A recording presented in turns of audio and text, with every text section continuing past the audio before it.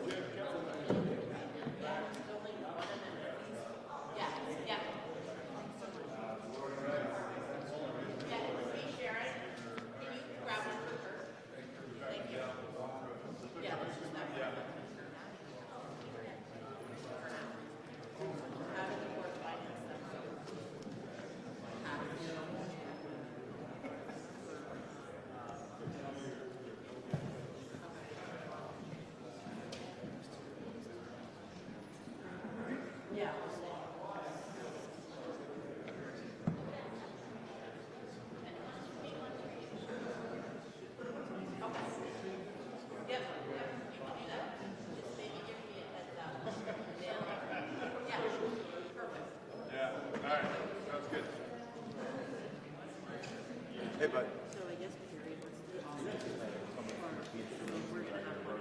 Yeah, we've talked to these folks. Yeah. Are you? Yeah. They reached out to us. My technical team is kind of looking at that and seeing what we potentially do. Amazing applications for some slabs with foam insulation and gravel. Yeah. Because this has the foam insulated quality that you don't need to do both. Right. Trade, scheduling issues, Right. all that stuff goes away later down. Right. And glass doesn't deteriorate. Incredible. It builds up in roadway projects.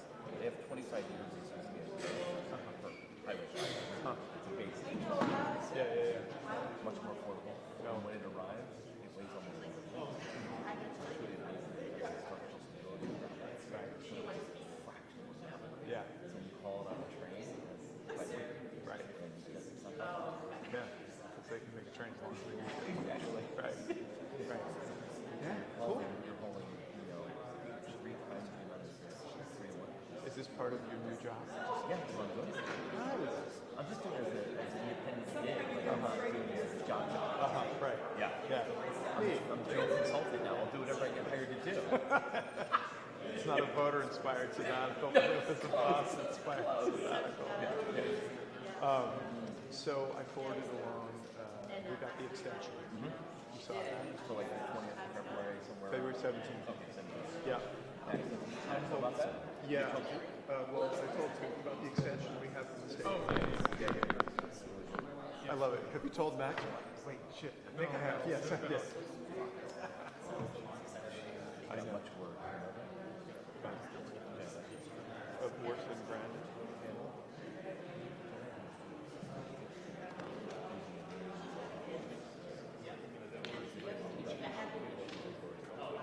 Oh my God. All right. I had no idea. No idea.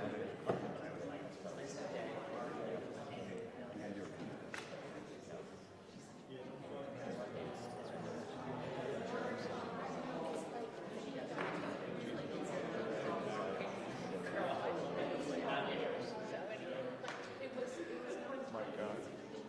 All right. I don't have a fake account. We don't. No. What would it be? Yeah.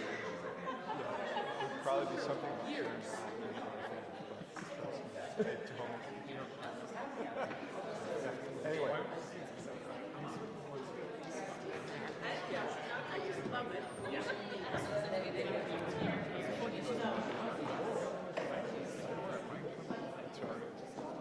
People come looking at all of that.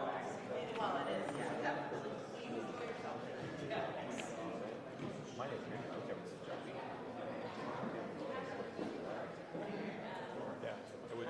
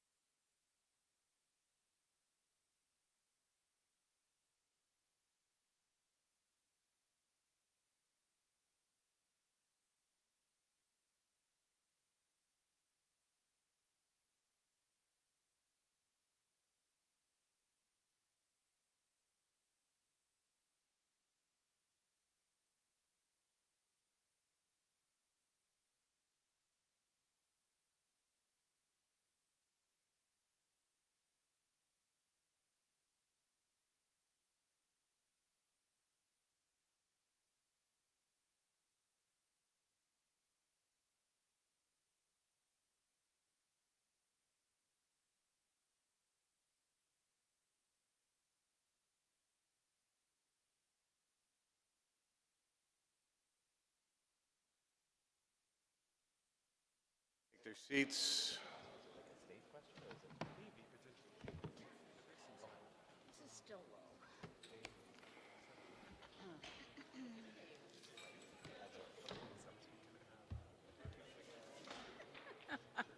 Thank you. All right.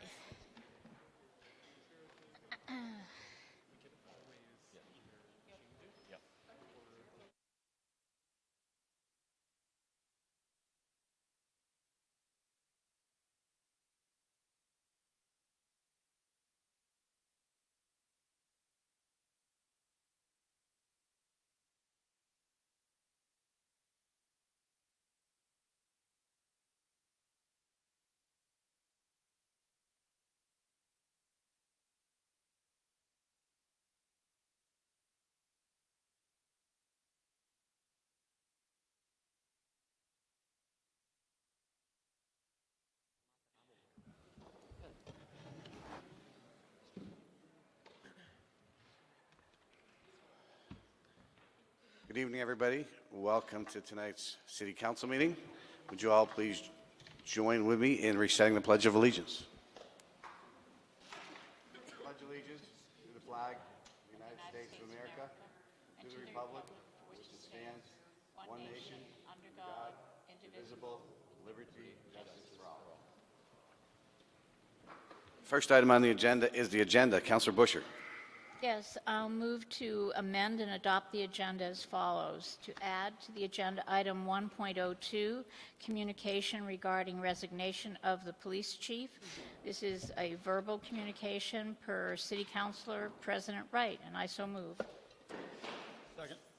Moved by Councilor Busher, seconded by Councilor Roof. Any discussion? Hearing none. All those in favor of the agenda as amended, please say aye. Aye. Any opposed? That passes unanimously, and we have our agenda for tonight's meeting.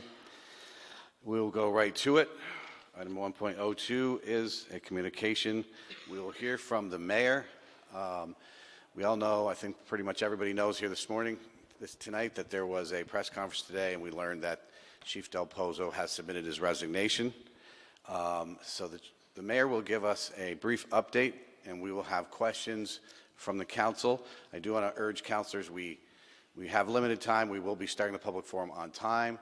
So I want everybody to please, I hope you have spent some time thinking about, everybody cannot ask a number of questions. Maybe another time, but this is a limited amount of time. So think about the question that you want to ask the most, and we'll get to as many as we can in that amount of time. But, and please don't accompany your questions this evening with long statements. You could do that at another time. There is councilor comments at the end of the meeting, but you will only take up time that wastes time to get your questions, informational questions, answered. So with that, I will turn it over to you, Mr. Mayor. Thank you, President Wright. As noted, I did speak with the media and the public for the better part of an hour earlier today at a noon press conference. I've been asked to summarize what was said at that event. I'll do my best to do so. I think we're gathered on a somber and sad night for the city. Last night I received a letter from Chief Brandon Del Pozo offering his immediate resignation from the Burlington Police Department, and with great sadness I accepted his decision. While I believe that Chief Del Pozo has been truly an outstanding chief, and while it was clear to me that despite his mistakes, he continued to have considerable support within the City Council, the Police Commission, the Police Department, and the community, it was also clear that if he continued to serve, the days ahead would be very challenging for him, his family, the department, and the city. I appointed Chief Brandon Del Pozo to be our chief 4 years ago in the wake of terrible police incidents in Ferguson, Baltimore, and elsewhere.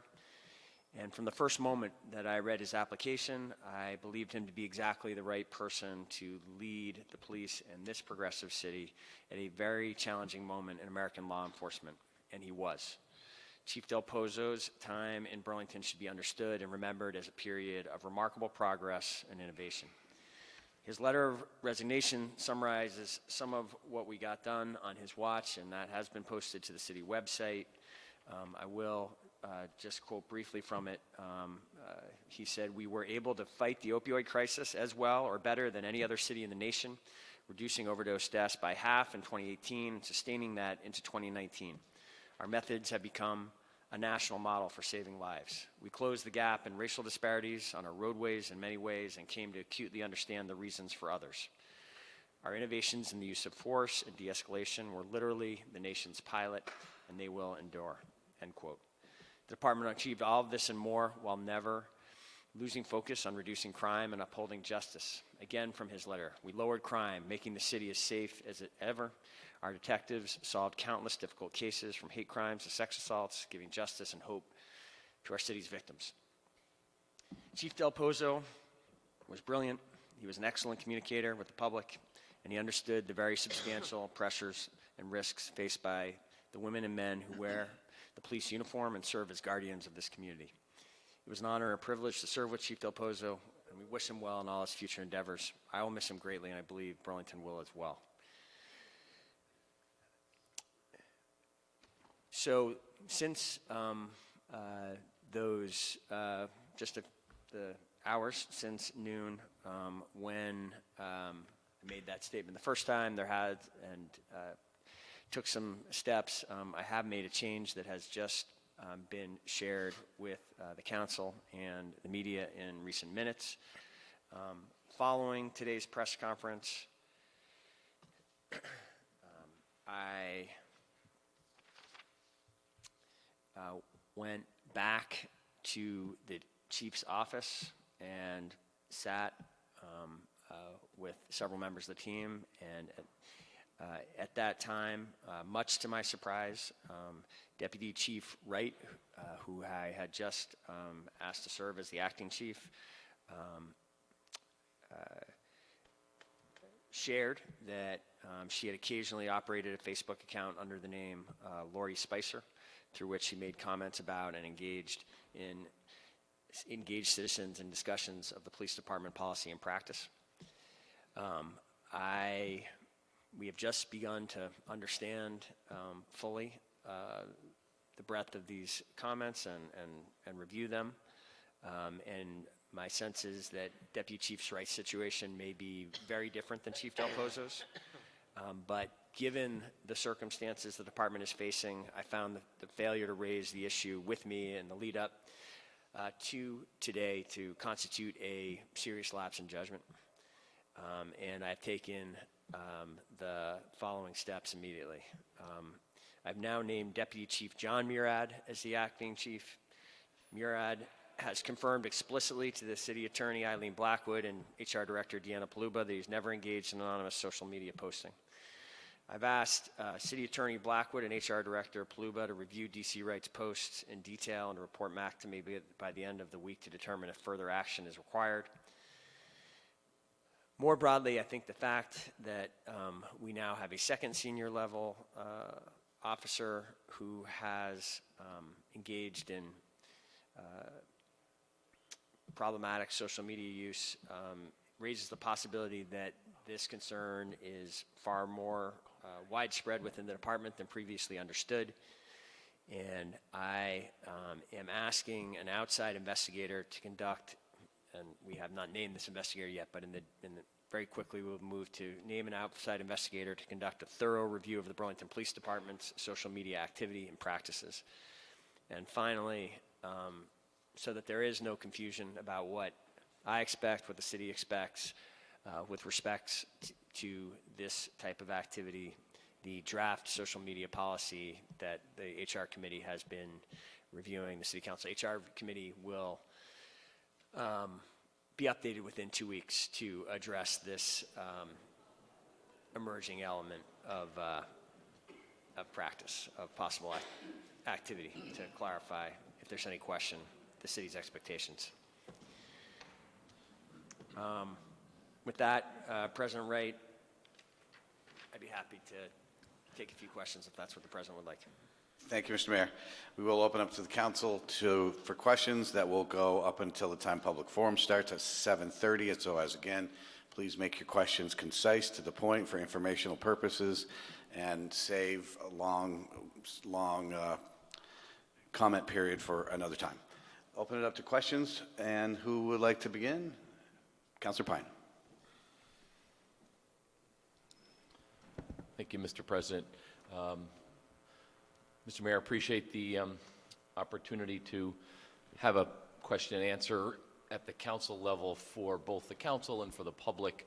I think the council typically on matters involving department heads, I know this is a unique situation, but would be included in some way in an update or a briefing. And I think it would help us to hear you describe how, in hindsight, that unfolded and how the council, how the decision was made, basically, how it was reached as far as not updating the council on this situation. It was discussed at the press conference, but I think it's beneficial for everybody to hear that. Yeah, Councilor Pine, Mr. Mayor. I appreciate the question. I think it's a fair question. Over the course of this situation, I faced a number of challenging decisions, and I'd like to kind of lay out for you again here how I approached them and the guidelines that I followed and the values that principles that I attempted to follow in moving forward. First of all, when I first learned of this, when Chief Del Pozo came to me on July 28th and self-reported both the problematic tweets as well as his problematic phone call with 7 Days reporter, I immediately felt it was a serious situation, went into work the next morning and focused on this as the first item of business. Met with the city attorney and our HR director, just made the decision quite quickly to put the chief on administrative leave while we investigated what had happened here, and for him to be on not attend to his duties during that time. And we, as has been noted elsewhere at that point. Mr. Mayor, I apologize. Can you pull the microphone in a little bit closer? Sure. Thank you. Took that action, asked him to turn in his city property, and Eileen and Deanna started the investigation. Very quickly, what that flushed out was that Chief Del Pozo's medical condition was implicated in the actions he had taken. As we all know, in the summer of 2018, he had had a traumatic brain injury as a result of a terrible bike accident. It was really quite a dramatic accident. The skull was fractured in 3 places. He had two separate brain bleeds, as I understand it. And there was immediately concern that the impulsiveness that he had demonstrated in this situation and the poor judgment could in some way have been related to that medical condition, to that mental health condition. 2 doctors attested to this possibility and made this opinion. At that point, on the advice of the city attorney and the HR director, I made the important decision, which I understand people can second guess now if they disagree, but that this was a personnel matter and that we should treat the chief just like we would any other member of the city team who we found to have medical circumstances that we found that we and by which I mean we as a matter of policy attempt to take all reasonable steps we can, and it's a very serious matter to protect medical information from being released. We know that employees can suffer stigma and discrimination in their future if information about their medical record is released. That is why it's such a strong principle within the medical profession and elsewhere to protect that information. We decided to treat the chief in this respect like any other employee, And we do not, as a matter of practice, when we have a medical situation, share that employee's information with the media, or even with the relevant commissions or the city council. This is an area, and I'm happy if you'd like to, the city attorney is here as well. She spoke earlier, and I think basically made the same point. You could hear from her if that would be helpful, but her advice was that the information in this case should not be circulated more widely. I will say in an important respect, and I want to be clear about this, it was always clear to me that there was limits because of the chief's position, because of his actions, on our ability to ultimately protect the chief's medical situation, and that limit was my responsibility, if asked directly about the tweets in question, to answer forthrightly. That happened last week for the first time, when 7 days came into my office last Thursday, and as a result of that interview, we are where we are now. I guess my final point on this is I understand how this may not be satisfying to counselors. I will say, as a general rule, personnel matters and the way in which the city handles them are very frequently not satisfying to the media, to the public, because our personnel practices cause us to protect the employee at the expense of transparency in this situation. And that's what happened here. Is that Councilor Pine? Thank you. Councilor Tracy. Thank you, Mr. Mayor. So, and thank you, Mr. Council President Wright. So one of the issues that has been raised is that of the statutory obligation to report police misconduct with regards to, and specifically executive misconduct, and to the Vermont Criminal Justice Training Council. And I'm just wondering if you've been in contact with them, if at any point you've reported any of this misconduct to them, and if they have an ongoing investigation into this matter. Thank you, Councilor Tracy. I have seen that concern raised, and I've asked the city attorney to look into it, and I think she'd be the best person to speak to that. City Attorney Blackwood. Yes, the statutory obligation is to report what is called unprofessional conduct, and there's definitions of what is unprofessional conduct that's required to be reported to the Criminal Justice Training Council. And I do not believe that there was any conduct in this case that fell into any of the categories that would require reporting. So there was nothing to report here. So, but why not just check with them to see if it might have? Like, there was no contact with them? There was no contact with them, that's right. Okay. And the other question I have is with regards to sort of where we are in the process of healing and taking account for the harm that's been caused. And I'm just wondering, Mr. Mayor, if you have personally apologized on behalf of the city to either Mr. Winkleman or Ms. Lambden with regards to the harm that was caused to each of them in this situation. Well, Councilor Tracy, I believe you were there in the room earlier today when I said exactly that. I said on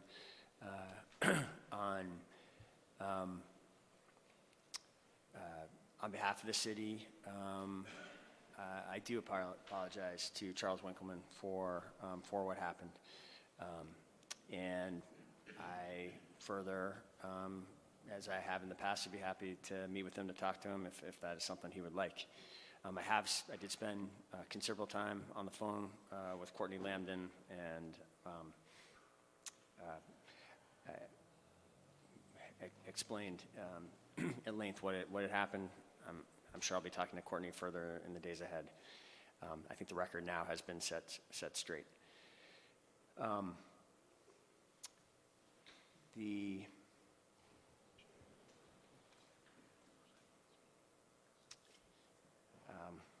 I thought there was something else regarding that, but I've lost it.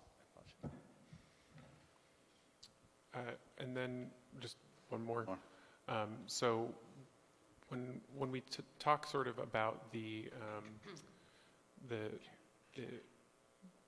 came in as mayor with high aspirations with regards to transparency. You made a lot of statements around transparency and its need and its necessity to city government. Do you feel like in this case you've lived up to the commitments you made to Burlington voters when you talked about those things in elections? You know, Councilor Tracy, this is a very challenging set of circumstances, and I worked hard and did my best throughout the process. And throughout the process, I was guided by the advice of our employment professionals. I was guided by the law. I was guided by a sense of compassion. I was guided by a desire to not too quickly conclude that a police chief who had served so outstandingly for the city and had had such an extensive public life in other capacities that we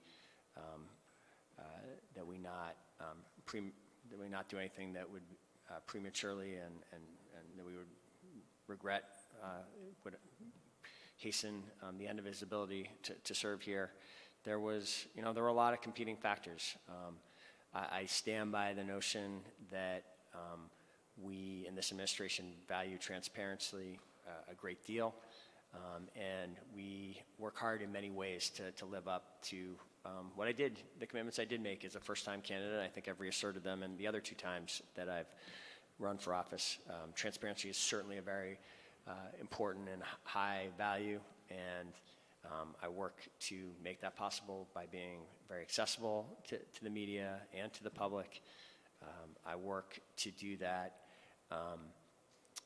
when we get public records requests. We work very hard to respond to them fulsomely, and when we are limited by other important public values, we are quite diligent in following the law and demarking why these other public values rise to the occasion, rise to the level that they cause the redaction of certain documents. It is a challenging thing in the administration of municipal government that transparency is often in competition with other important public values. That is, in fact, what happened here. I would hope and I believe that everyone at this table agrees that medical privacy, HIPAA concerns are real concerns, and that mental health stigma is a real issue, and that the chief clearly had gone through, had an injury that was very serious and that could have impacted his actions. In weighing all those things, I came down the way I did. I hope that people of Burlington see that I took these challenging decisions very seriously and did my best to make the decisions in a manner consistent with why they have put me in this office on 3 separate occasions. Thank you, Mr. Mayor. Thank you, Councilor Tracy. I've got a limited amount of time, so I need to move ahead to Councilor Busher. And again, reiterate, short, concise, informational questions. Please save statements for if you would like to make one at the end of the council meeting. Councilor Busher. Thank you. So I just need to say one thing. I'm glad you've hired an outside consultant and investigator to look at the use of social media under aliases and the harm that it could result in, that it did result in. My comment to you, Mr. Mayor, has to do with the power that's given to you to appoint department heads and the fact that the City Council confirms those department heads. So to me, I felt that it would have been a stronger review, and if indeed in executive session under personnel matters, and I'm well aware of HIPAA requirements, that the council was convened and you shared with us the situation at hand and potentially received from all of us some opinions that ultimately you would ultimately going to make the final decision. but I feel that there was an opportunity that you missed. And that was one, I'm not saying that out of criticism, I'm Councilor really saying Busher, that out of I support. apologize, but I got to get you to the question. And so I want to give the mayor a chance to respond to that because we do confirm your department heads. It's not like a lower level employee, it's a department head. And so I just wondered if you considered that in your decision to not convene the council in this process. Mr. Mayor.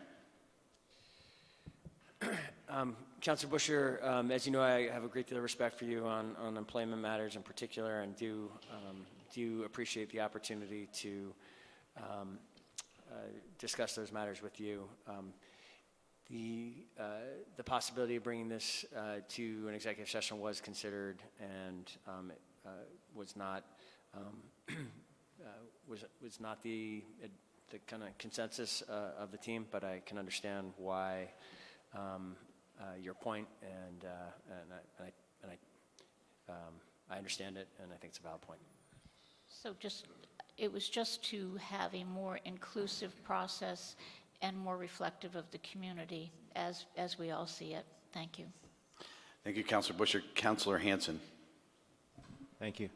My question is kind of along the lines of some of what other councilors have asked, but if you could go back and do it over, would you do anything differently in terms of informing either this body or the police commission or any other bodies of this, rather than waiting until the media brought it to light? Thank you, Councilor Hanson. As I was asked that earlier today, and my answer is the same as earlier today. I think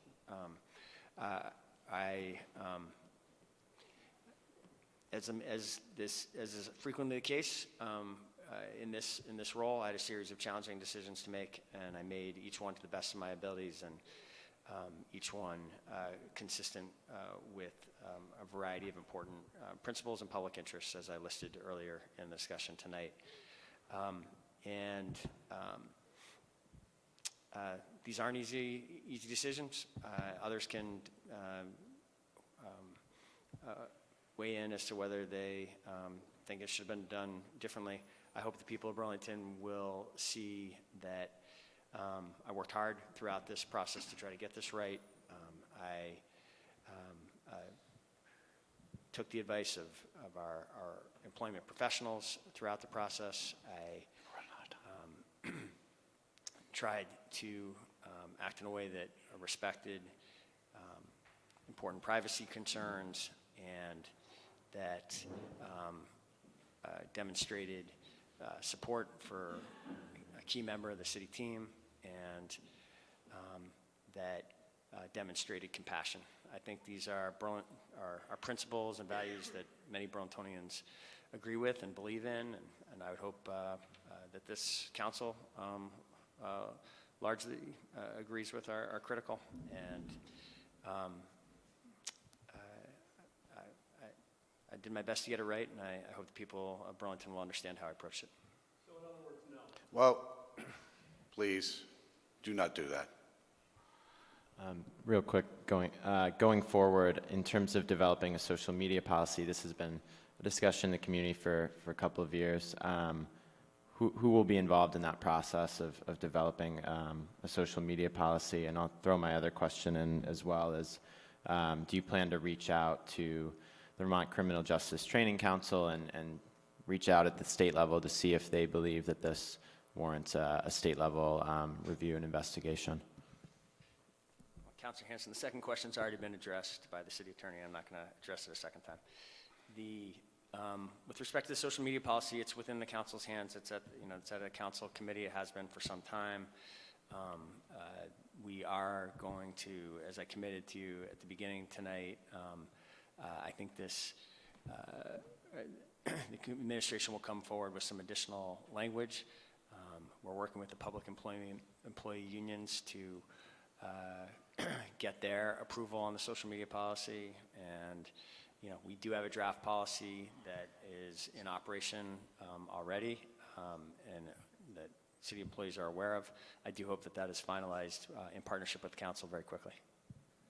I just clarify, I didn't understand that my first question to have been answered, or my second question.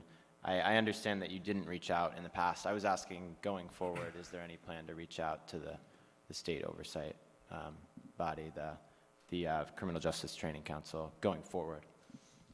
I think the city attorney did address that. If you'd like to address it further, I don't think that's necessary. City Attorney Blackwood? Yeah, I don't believe that there's any conduct involved here that rises to the level that would involve the Criminal Justice Training Council, which is in essence like the licensing entity for police officers. They do the certification, they do the training, and the same way we would look at any other employee's conduct, we would look at did it implicate in some way something that's within the Criminal Justice Training Council's purview, and I don't believe it did. And we don't plan to consult them on that to see if they agree with that assessment? Or? That would not be something we would normally do, no. Okay, thank you. Thank you. Thank you, Councilor Hanson. We've got to move rapidly to wrap this up, but Councilor Paul, Councilor Roof. I had you in the queue, Councilor Paul. You're passing, okay, Councilor Roof. I mean, we're after 7:30. I think it might be better to, I'll hold off so that we can get to public comment at a time certain. You want me You have the floor, Councilor Roof. to, I guess I'll ask about next steps, because I think the questions that I have may require more time than I want to take up, given it being after 7:30. What are the steps in your mind, Mr. Mayor, about the search for our next police chief? If you can answer any of that. Thank you, Councilor Roof. As I said earlier today, have not decided yet what the best path forward is with respect to naming a permanent chief. The events have been moving quite quickly in recent days. Selecting a police chief is an incredibly serious task and a very important one. It's probably the most important position within city government, and you can be assured that it's a high priority to move on that as quickly as possible. I would hope to have further information about how we would proceed with this in a matter of days, a week to two at the most. We'll move it on as quickly as we can, and as we always do with senior searches, we will certainly be in touch with the council about how we think best to move forward in light of the current situation, and in light of the fact that I think we can all agree that this is a challenging time in the police department, and none of us want an extended period of uncertainty. Thank you, Mayor. Thank you, President Wright. I'll just close by saying I think we all need to maybe take a moment and learn from this and realize that we all need to be kinder and smarter on social media, because it's not just a fake world. It does have real world impacts, and I'll leave it at that. Thank you, Councilor Roof. Councilor Polino, do you have a, no? I'll pass, okay. We're going to wrap it up with Councilor Freeman, who's on the phone.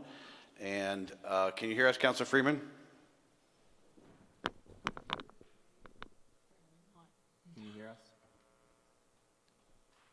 She has to be able to hear us. I can, but hold on. Can you hear me? Yes. Can you hear me? Can Sorry, you, I clicked the wrong thing on the live feed, and am I ready to go? Am I in? go ahead, Councilor Perry, ask your question. We ask your, can she not hear us?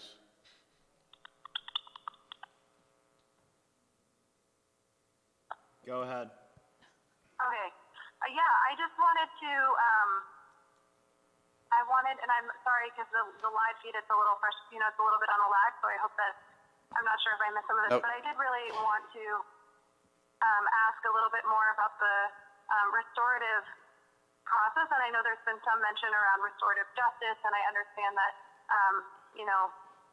there's been some aspects of sort of resolve some of the issues so far, either with people stepping down or with some changes in the and leadership in the department, but I'm just wondering beyond that, because I've been personally impacted by this through my social media, and I know so many, many others have as well, and what does that mean in terms of a restorative process going forward, and what do we sort of envision in that direction?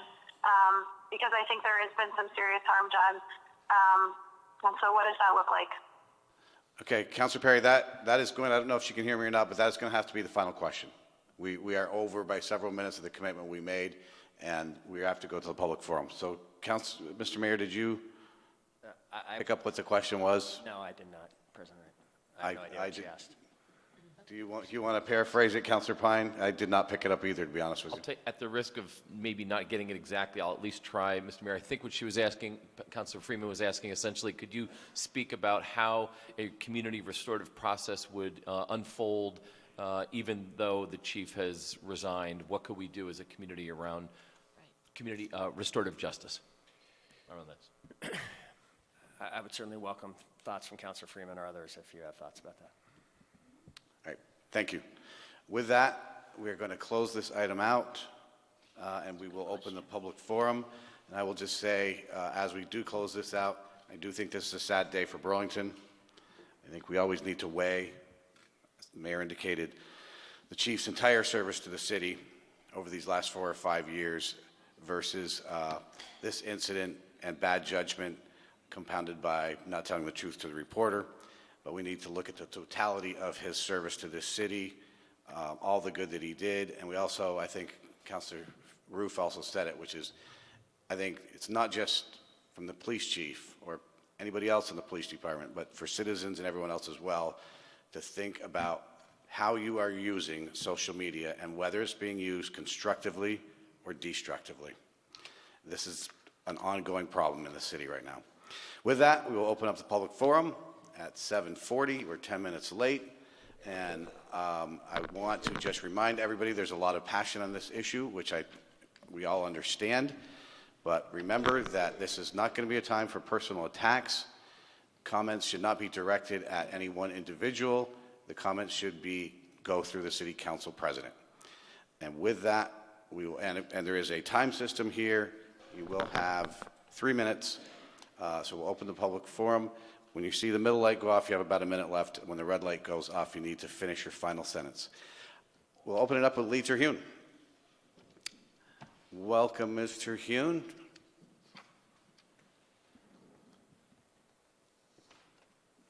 Thank you. I'm here to speak about the mural, and I want to be clear that I'm going to be reading the words of people directly impacted by the mural. I'm turning over my time to read their words. I'm just the reader.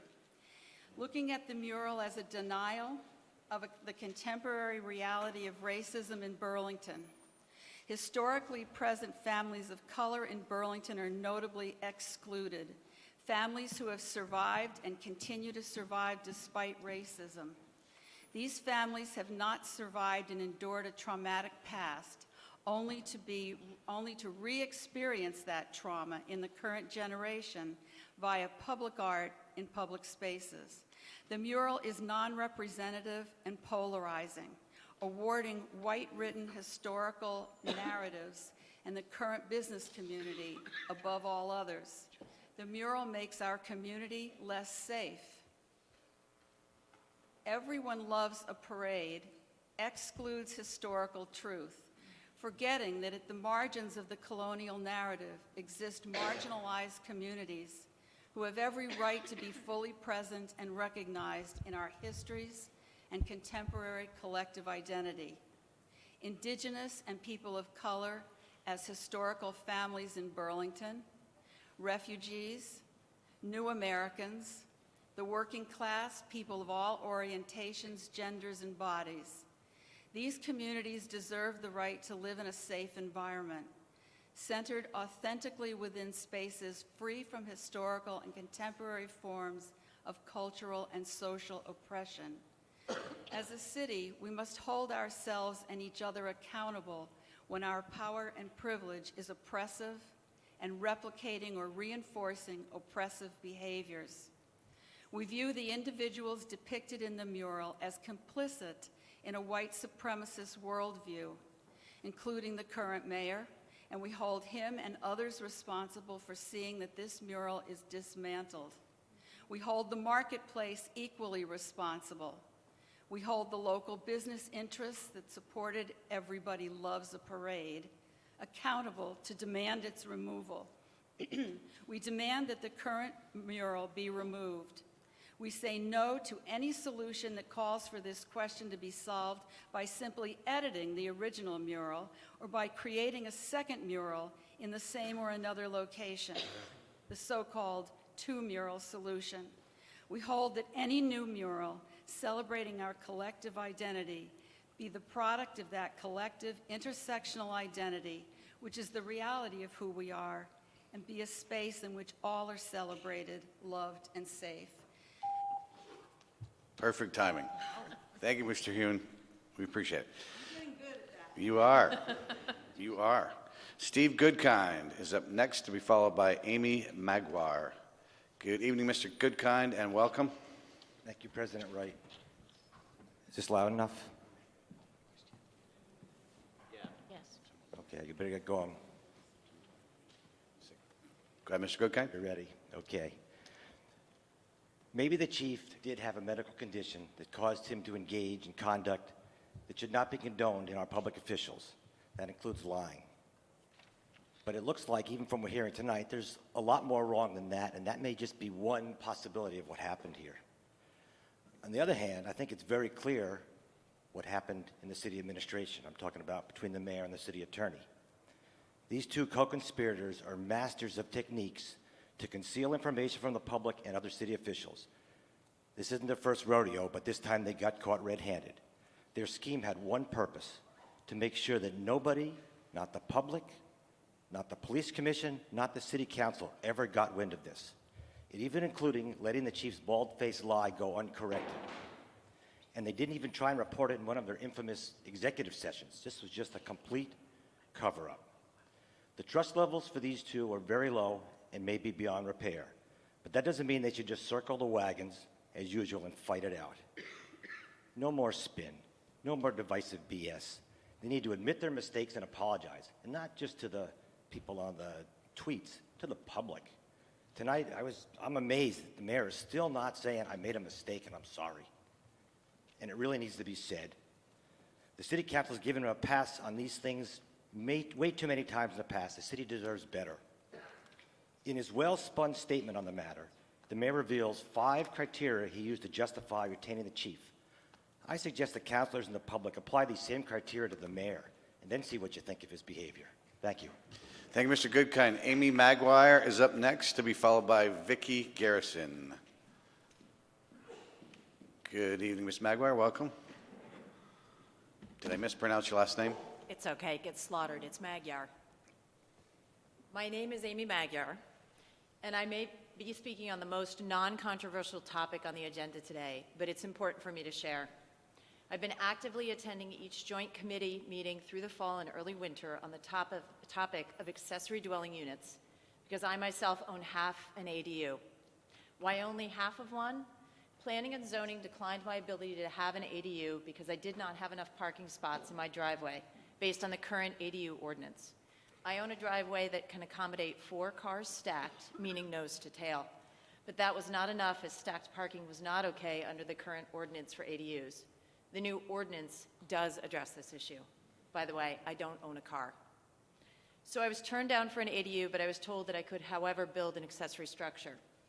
That leads me to the other half of the city, the Department of Public Works, that held me to all ADU standards and codes for my construction project, leading me to install a $10,000 sprinkler system for my 300 square foot space, as well as 2 smoke detectors that actually aren't a code necessity for a building this small and considered a non-dwelling unit. I was told by DPW that I would thank them one day for making me build my structure up to that code that half of the city thought I didn't need. That day has come. After long hours of work and consideration, the first reading of the updated ADU ordinance will be presented tonight, and I hope to own a full ADU after this ordinance is passed. However, the proposed ordinance for ADUs isn't perfect, but I'm here to promote it as a great start thanks to the hard work of the Joint Committee. As an example of opportunities to continue to look at this revised ordinance, the mayor brought up the topic that we should not tie ADUs to owner occupancy due to many factors. This is a relevant point and worth continued discussion. I think that a work session with all of the city council members and perhaps a few residents from the city who have successfully, or in my case, not so successfully built an ADU makes sense. There are many questions still to be considered, like owner-occupied, single-family versus multiple-family, financing and new codes for smaller structures. But I think if we stay flexible and not scared, we can adopt ordinances and codes that other cities have successfully adopted and start to take a small bite out of the housing shortage in Burlington. Thank you for just considering this on this really heavy day. Thank you very much. Vicki Garrison is up next, to be followed by Jackie Robertson. Good evening, Ms. Garrison. Welcome.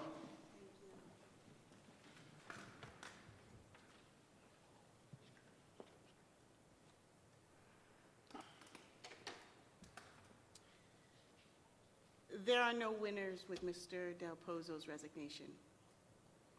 As I prepared for this demonstration this evening, my soul embraced his humanity. I feel like I was in this very room holding the "We Remember Eric Gardner" sign and resisting his confirmation.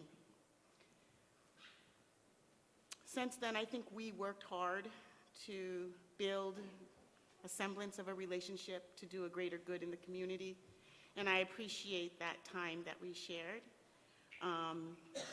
Would I call him an ally? No. But I do think that we both put forth great effort to bridge the gap of difference, and I appreciate that. Miro, I don't believe you. I don't trust you. Got it. Sorry, just make sure you make the comments through the council president and not directed personally at anyone, if you can avoid that. Well, he's sitting there, and we're here. And I think this is collusion. I think it's privilege, protecting privilege. And it's the whole good old boys club. And that's scary to me as a black being in this community. I also noticed, Mr. Wright, that you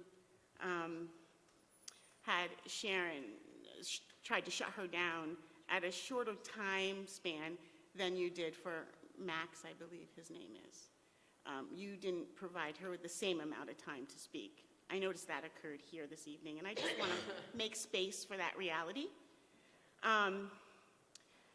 Also, while I'm sitting here, I want to say, take the mural down. It does harm. And I want to leave you, I want to go a little rogue and just leave you with a poem that I wrote. We dance a complicated waltz, trying to guise the realities of our existence. Your privilege silently requests and expects of me something your privilege impedes me from providing, the illustration of an unadulterated unity. To provide you with this would meet your needs while silencing mine. Actions speak louder than words, and your actions silence your words in my mind and being. I long to share a unified, equitable, equal, eloquent waltz with you, but you keep stepping on my toes, elbowing my eye, bruising my being, and tearing down the hope my soul comprises for us. You want the end of the end of the end of projecting our unity to the world without deserving or doing the work to accomplish this. You reframe our complicated interactions to be my issue, and your privilege has taught you this. Until you authentically care about me, understand and meet my needs, we will continue the complicated waltz. And I will continue to lose because of your privilege, and know this, and we will not present with unadulterated unity, but I will maintain my dignity. Thank you, Ms. Garrison. Thank you, Ms. Garrison. Jackie Robertson is up next, to be followed by Aiden Buchanan. Good evening and welcome. Ms. Robertson. Thank you. When I was in graduate school, I took a course in ethics about what ethical standards are. And the two most important sanctionable standards that can cause a professional to lose their licensure are, of course, doing something sexual, and the other thing was the breach of confidentiality. The rest are aspirational standards, and pretty much I believe that those are in line with the 10 Commandments. I'm an old-fashioned Christian girl, don't go to church very much, can't stand the hypocrites, and also the Golden Rule.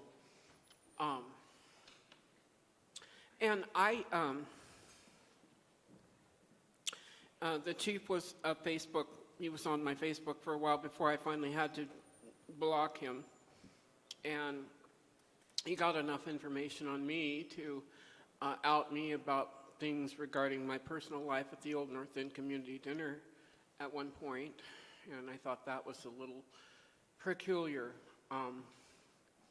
But I was just wondering, and it's my firm belief that people that work in a professional capacity with others, whether it's clergymen or chief of police or psychotherapists or attorneys, they should not be on Facebook whatsoever. And I learned my lesson doing counseling work on a stressful hotline job. I came home one evening and was talking about a situation that I encountered with somebody. And I was corrected by a woman from another agency about that being a breach of HIPAA. And that's all. Thank you very much. Aiden Buchanan is up next. We followed by Jazz Mojica. Good evening, Mr. Buchanan. Welcome. Good evening. My name is Aiden Buchanan. I am here calling for the resignation of the mayor, who is complicit in harm perpetuated by Burlington Police Department, as well as the resignation of Del Pozo's deputies who work for us. All of them are guilty in covering up Del Pozo's behavior. Del Pozo should have been immediately fired, not placed on medical leave. This is not about mental health stigma. This is about somebody in a position of power harassing a citizen and an employee. I also am calling for the separation of mental health services and police in our community for public safety reasons. Those who live in poverty and deal with toxic stress deserve services, not a punitive force that intimidates rather than helps. Policing and social services are two separate things, and for the safety of our community must remain so until such time that we as a community are able to develop nonviolent alternatives to policing. Thank you very much. Jazz Mojica, to be followed by Tom Kingston. Good evening. Welcome. Hi, thank you. I did not prepare anything, so I'm going to make it short because I won't be articulate, but I do have some notes from, on behalf of the community who hosted the rally. Ma'am, could you pull the microphone closer? Thank you. Can you hear me now? I just want to share a few words on behalf of the community who planned and attended the rally tonight, and specifically that we saw Mayor Weinberger fragile and emotional over the chief's resignation, but we don't ever recall having seen the show of emotion when community members have been hurt or killed by the police force. The mayor has colluded with Del Pozo to cover up the investigation into the murder of Douglas Kilburn, and none of us can forget the look of anguish on Douglas's face after he was fatally injured. And so this double standard of saying that Del Pozo's actions, you know, the tweet was only up for an hour and so all should be forgiven, and then comparing that to how people in our community are treated, how they can take an action for 45 minutes or 45 seconds and our police force locks them up. And that double standard is unacceptable. And we do call for Moreau's resignation because I just can't imagine how any any members of the public can trust him. You know, he never would have come out with this information unless he was directly asked, so it's lucky that we had some media on our side to ask. Otherwise, we would have gone continuously without knowing that a person with so much power in our community was harassing a community member. And so it just really blows my mind how anyone could trust him to continue to be a member of leadership in the city. And we do see, that he's in a precarious situation. We can tell that when he says multiple times that during the press conference and again tonight that he's been elected 3 times. You can tell that he's getting nervous, and that's because he's in a very precarious situation. And I learned tonight that he didn't even win by popular vote. So, so I'm excited to see where this goes. This is the beginning of the conversation. It's not the end. This is going to continue. And so, yeah, stay tuned. Thank you very much. Tom Kingston to be followed by Charles Winkleman. Good evening, Mr. Kingston. Welcome. Thank you. I had a stroke in June, so it is difficult for me to speak, but I will persevere. In my 57 years of being a lifelong resident of Vermont, the biggest blemish that I have ever seen is Brandon Del Pozo, and the second biggest blemish is Mayor Weinberger's model calling of Del Pozo. Del Pozo is the police chief, and he sets the standards for the police staff, and standards cannot be set by a blemish. I respect President Wright for promulgating a resolution concerning the morale of the police department, because it is true they have a hard job, and but they need to adhere to standards. They get paid more than me. They do not adhere to standards. I'm sure they are courteous to council members and are professional when dealing with wealthy people that live in the New North End, but the beatings and killings of marginalized people have been too frequent.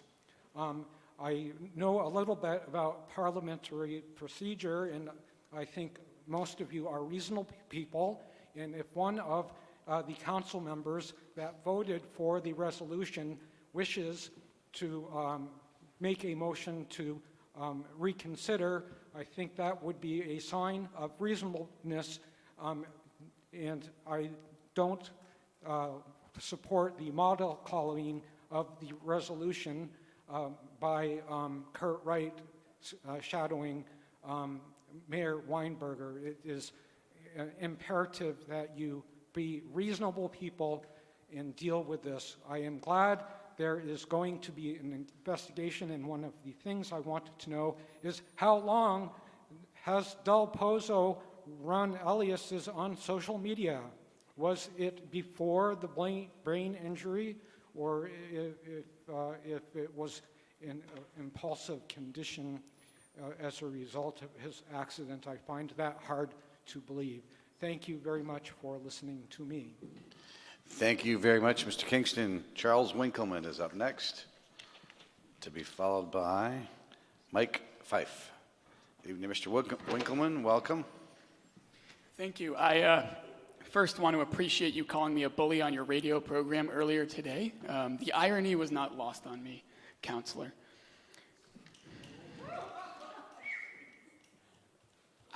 This is ridiculous. I don't even know where to begin. I want to read a message that I got from Deputy Wright, who has for some reason not been fired or asked to resign, on Facebook. Is that all right with all of you?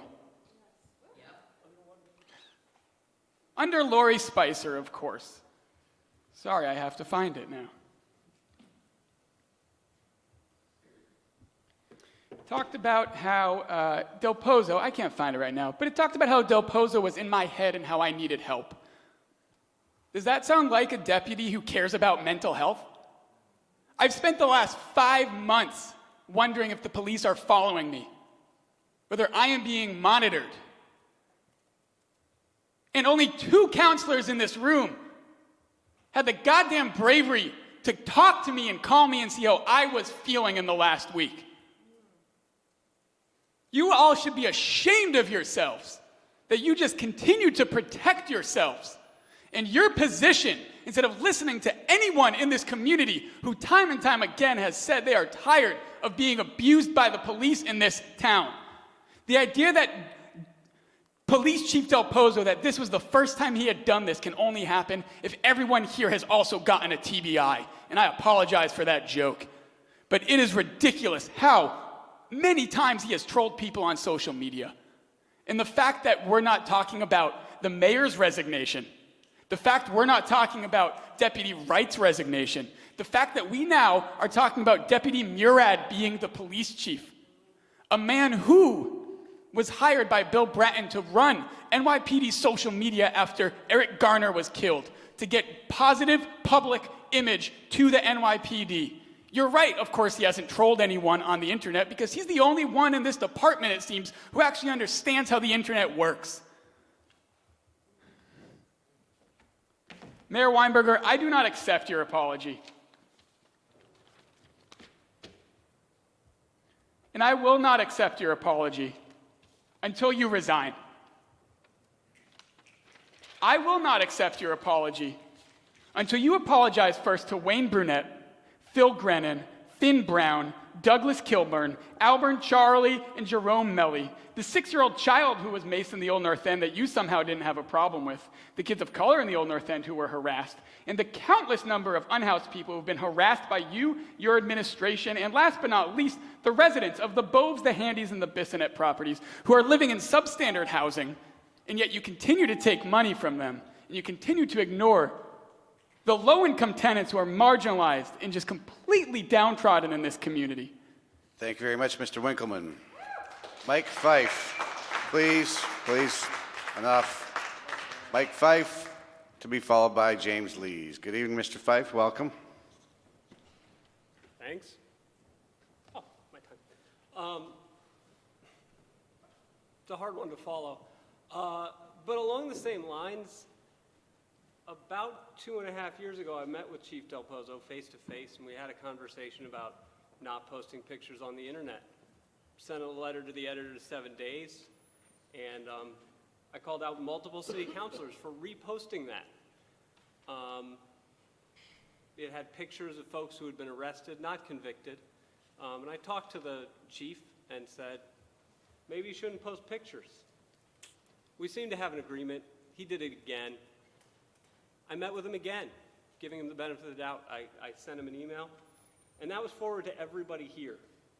So the idea that, well, sorry, not everybody, because some of you weren't elected. So if you're new, you're off the hook a little. Congratulations. I can see that you're all very serious. It's weird. But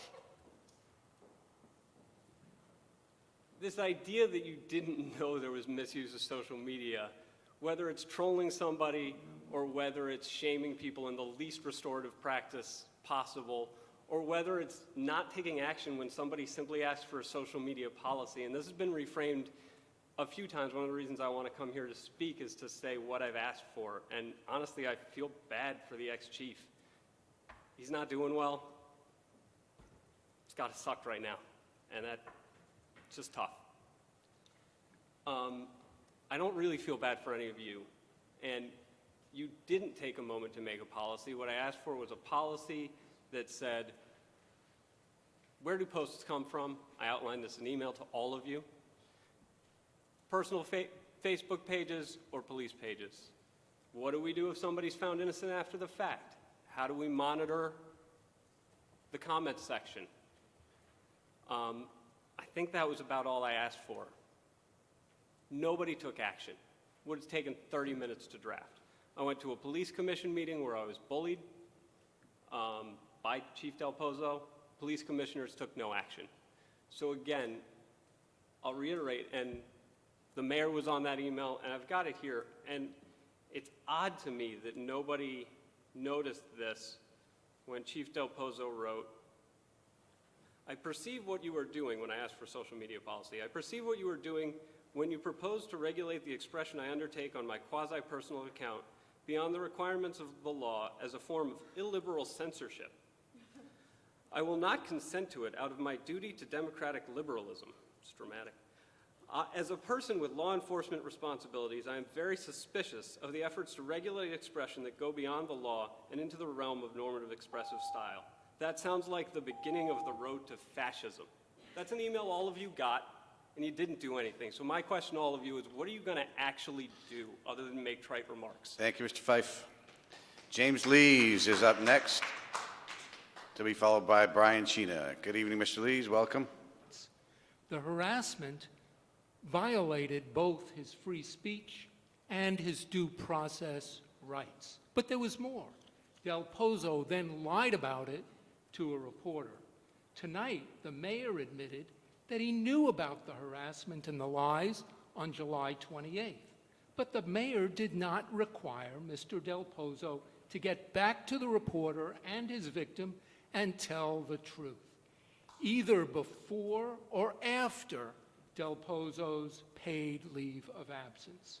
Correcting the lies would not have required disclosing anything about the medical condition, just to admit what he'd done.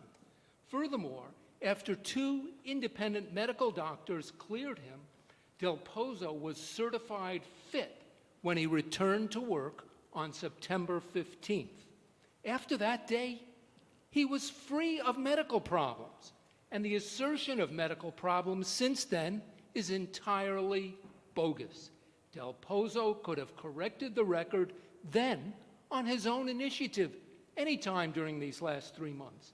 If not, it was certainly up to the mayor to tell Del Pozo to come clean with the 7 days reporter and with the victim of the harassment. Instead, the mayor joined with Del Pozo to cover up the harassment and the lies for these past 3 months, as Del Pozo's head injury could not reasonably explain his failure to correct the lies after he was certified healthy upon his return on September 15th. Del Pozo really did do the right thing to resign. But his resignation does not clear his partner, the mayor, in the cover-up these past 3 months since Del Pozo returned to work. The mayor, therefore, should also do the right thing and resign. Thank you very much. Thank you, Mr. Lees. Brian Chena, please. Brian Chena, to be followed by the final speaker, J.F. Carter Newbezier. Good evening, Mr. Chena. Representative Chena, welcome. Good evening. I'd just like to take a moment to acknowledge the pain some of us are feeling and the violation of public trust that's occurred. I also want to thank the chief for his service, and I want to thank the officers who put their lives on the line every day trying to protect and serve. I've been giving a lot of thought to the conditions that led to this situation, and I just sit here before you to make a few suggestions about some actions we can take once we move through these early phases of restoring public trust.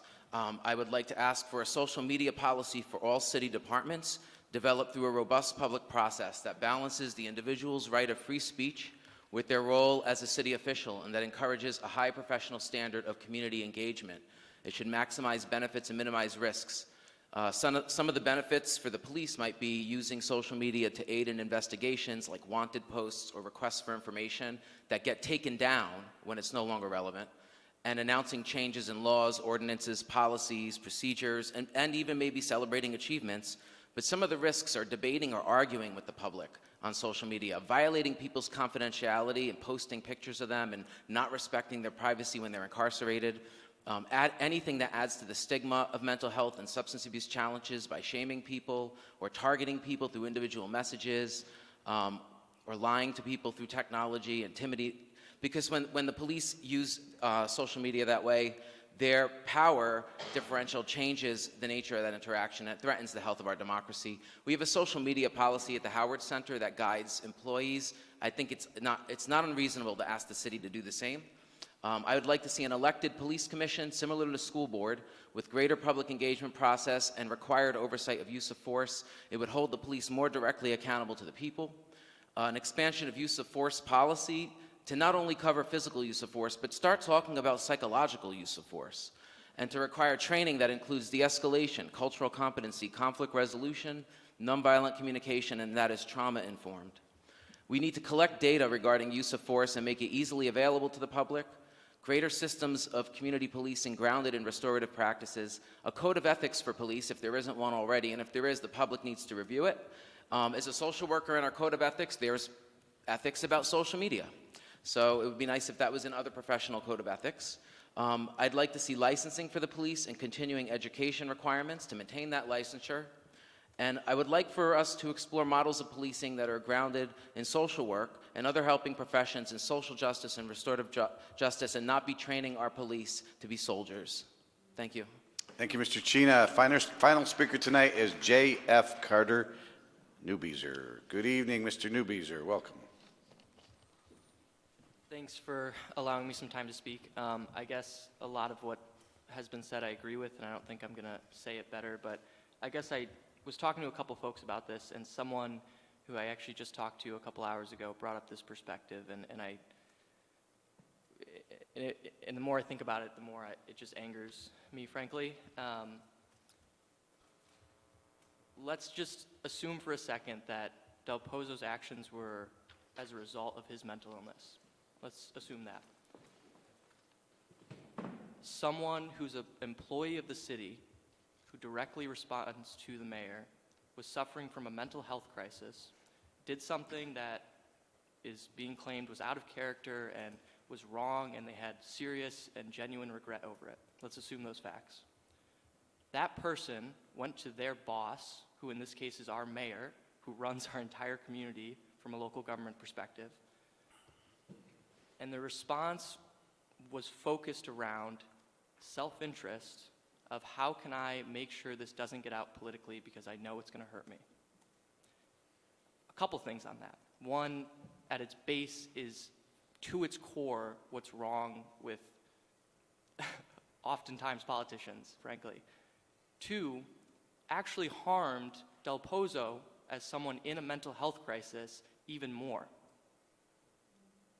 if that's the case, and that's what the mayor's position has been, and Del Pozo's position has been, and did not add to him recovering from that and reintegrating and making sure that he's in a somewhat restorative justice process to right wrongs that have been done. To me, that is just so frustrating as someone who is really, really concerned with policing issues, how they relate to mental health issues, what the public discourse around mental health is, as someone whose almost entire family, in one way or another, has suffered from addiction or a mental health issue, bipolar, depression, suicide, who I've also dealt with depression, anxiety, suicide. So it just strikes me as, even if you take the mayor at his word at this point in this conversation as a community, it is almost makes it worse. And it shows a complete lack of empathy, and it feels like a scapegoat to just say, this was mental illness, we have no responsibility. Furthermore, at least, and maybe I'm wrong on this, but my understanding of reporting to the police commission is that you have a legal responsibility as the mayor to do that in this instance. Maybe I'm wrong on that, but it certainly is the precedent that you've sent out in your administration for other cases. It certainly would follow the norms of how we're supposed to be operating. You could have done that in executive session if you felt it needed to be confidential. You could have responded to the council in executive session if you felt it shouldn't be public and it should have been confidential, and you failed to do any of that. Thank you. Thank you, Mr. Newbeezer. And that will close out tonight's public forum. And we will now move to the next item, which is the consent agenda. Councilor Busher. Yes, I'll move to adopt the consent agenda and take the actions indicated. Second. So moved and seconded by Councilor Roof. Any discussion? All those in favor of passing the consent agenda and taking the actions indicated, please say aye. Aye. Any opposed? Councilor Tracy is a no vote. City Clerk's office has that vote as one no vote. That brings us to a recess in the City Council, regular City Council meeting, so that we can convene the Liquor Control Commission meeting if the chair of the Liquor Control Commission is ready. For once I am. All right, thank you. So we'll convene the Liquor Control Commission, and I will look to the chair of the Liquor Control Commission, Commissioner Roof. I move to adopt the agenda. President Wright. That agenda has been moved and seconded by Commissioner Hanson. All those in favor, please say aye. Aye. Any opposed? We have the agenda. Commissioner Roof, item number 2 is the consent agenda. I move to adopt the agenda, taking the actions as indicated. Commissioner Roof moves the consent agenda, seconded again by Commissioner Hanson. Any discussion? Hearing none. All those in favor of passing the consent agenda, please say aye. Aye. Any opposed? That passes unanimously. Deliberative agenda item number 3.01. Commissioner Roof. I'll move 3.01, approval of a 2020-2021 outside consumption permit renewal for Beach House at 60 Institute Road, increase to 65 seats total. Moved by Commissioner Roof, once again seconded by Commissioner Hanson. Discussion? Commissioner Busher. Yes, this is on deliberative, and I just wondered if there was a split vote or why this was on deliberative as opposed to consent. Commissioner Roof. There was no split vote. It was passed unanimously and discussed in committee, and I cannot speak to why this was on deliberative and others were on consent. President Wright, one last question then. Were there any issues regarding this expansion referenced by any surrounding neighbors or anybody? Commissioner Roof. Can you repeat the question? Was the question about if we discussed it or was it asked? Can you repeat the question, please? Certainly.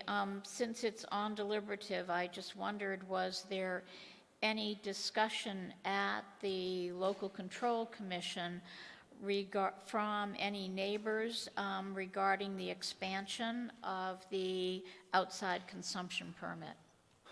At the committee level, there was no discussion about, that was not brought up and therefore not discussed. And also this is on deliberative because it's a change. Otherwise it would have been a renewal because there was no change. But this is an increase up to 65 seats total. I can talk maybe more if there's of interest, but okay. President Wright, the question's been answered. Thank you. Thank you, Councilor Busher. Thank you, Commissioner Busher, and thank you, Commissioner Roof. Any further discussion? Hearing none. All those in favor, please say aye. Aye. Any opposed? That passed unanimously. Motion from Commissioner Roof. Motion to adjourn. Seconded by Commissioner Hanson. Any discussion? Hearing none. All those in favor of adjournment, please say aye. Aye. Aye. We have adjourned the Liquor Control Commission, and I will reconvene the regular City Council meeting. And we will move now to the deliberative agenda. Item number 4 and 4.01 is an outdoor entertainment permit application. Councilor Roof. I'll move approval of a 2020-2021 outdoor entertainment permit application for the Beach House at 60 Institute Road with all standard conditions. License Committee recommended approval at our December 10th meeting. Moved by Councilor Roof, seconded by Councilor Hanson. Any discussion? Hearing none. All those in favor, please say aye. Aye. Any opposed? That passes unanimously. Item number 4.02 is a communication from Deanna Palumba, Director of Human Resources, Brian Lowe, Chief Innovative Officer, and Steve Locke, Acting CAO, regarding the financial impact of livable wage adjustment for city employees. And this is scheduled for 10 minutes.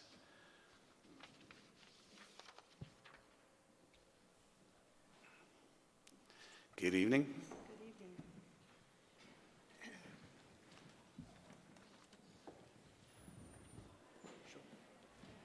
Hey, good evening, everybody.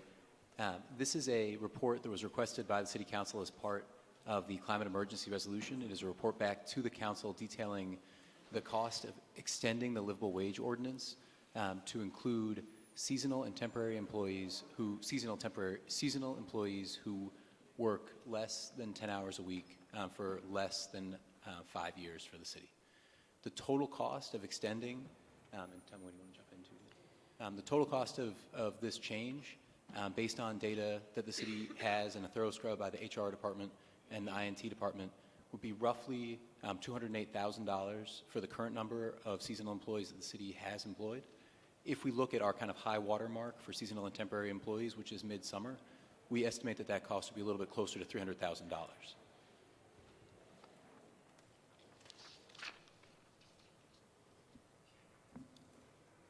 I think that, Other questions? Yeah. okay, that's it. Councilor Busher? Yes, thank you. I know that this was an amendment added to the resolution by Councilor Freeman, who is on the phone, I believe. And I just wanted to speak to it. I did, President Wright, have the opportunity to call the CAO and also speak with the HR director regarding this. And my understanding, having talked to Councilor Freeman at the time she made the amendment, I haven't talked to her since, was, her intent to really provide a livable wage to everybody that works for the city. And I support that direction, but I also understand the financial impact of that. And so what I was looking at was, in the communication, it said the following categories of city employees are not covered, and there were 1, 2, and 3. And so I focused on number 3, which was the seasonal employees who work 10 or more hours a week, but for fewer than 5 years. And why would I focus on that? Well, Councilor Paul isn't here right now, but Councilor Paul and I made up the ordinance committee. I can't remember who the third member was. And City Attorney, Councilor Mason was that third person? Okay, sorry. Anyways, I apologize, I couldn't remember. But anyways, and the city attorney staffed that committee, and we were talking about, it's referenced in this communication that there was an amendment to the original dissemination of livable wage, and we became more inclusive. We talked about employees who worked 10 or more hours who were here for 4+ years.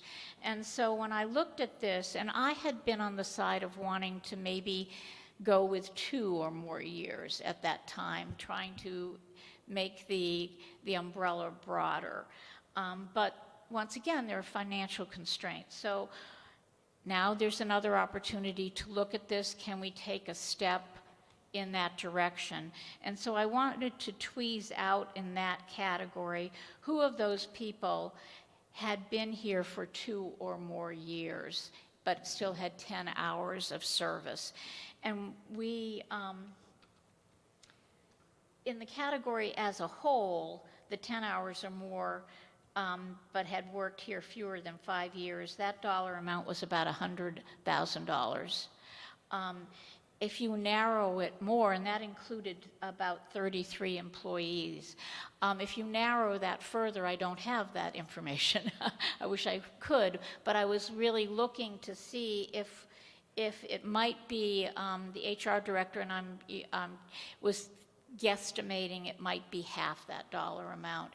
So I'm still interested in having that conversation. It won't happen completely tonight, but to see if we could move in that direction further, and that was really the intent, what I thought, of the maker of the motion, of the resolution. So I just wanted to share my insights and where I am in this information. I know this probably took a lot of time, and I really do appreciate this information, the work that you've done, and I think it will set the stage for a conversation. I also am on the Board of Finance, and I want to be really clear that we have a budget gap, and that would be very difficult, but not impossible. I'm looking at the mayor, who's thinking maybe she's not really realistic, but I'm trying to be realistic in paying people a livable wage and still balancing all of our needs. Thank you. Councilor Pine. Mr. President, it had been asked in a prior discussion among a few councilors if this item should be referred to perhaps the Board of Finance to take a little bit of a deeper dive. But on second thought, it seems like it would be appropriate for this topic to be referred to the HR committee and to spend some time discussing, various different ideas, various different scenarios to extend the livable wage to certain employees, perhaps over time. And there's just, I think there's a number of different ways to approach this. So we have people here to present, but I'm just suggesting that perhaps one of the actions tonight is that we refer this to the HR committee. Speaking as a committee of three and the only one who's on the committee who's in attendance tonight, it's a little risky, but I think it's a risk worth taking. Right now, the only motion, recommended action on this is to waive the reading and accept the communication, so it will take someone making a different kind of motion. I would move that we refer to the HR policy committee. Second. You're making the motion to refer to the HR policy committee? Second. Okay, and Councilor Busher seconds. Councilor Hanson is next in the queue. Councilor Hanson? Great. I support that, and I completely agree with Councilor Busher's comments. I think we should use this to start the discussion and move towards paying all city employees a livable wage. I understand it may take some time to get there, but I wholeheartedly agree that the best place to start in that process would be these employees that do work greater than 10 hours a week and have been here for 2 years or in their second year going forward. I think that's a great place to start and begin and then try to move out from there. So I'm glad that this motion is on the table to keep the issue alive, and I hope that we keep moving forward on this important issue. Councilor Tracy. Thank you, President Wright. I also support the motion. I think that this is a great starting point for us to have this conversation. The principle of a livable wage is one that I've long supported and advocated for, and I think that if the principle exists for some workers, it should exist for all workers. So I hope that we can find a way to make this happen for all city workers. Thank you. Thank you, Councilor Tracy. Mr. Mayor? I'm nothing further, President Wright. Okay. Anyone else? All right, the vote is to refer this to the HR committee. All those in favor, please say aye. Aye. Any opposed? Passes unanimously, and this will be sent to the Human Resources Committee.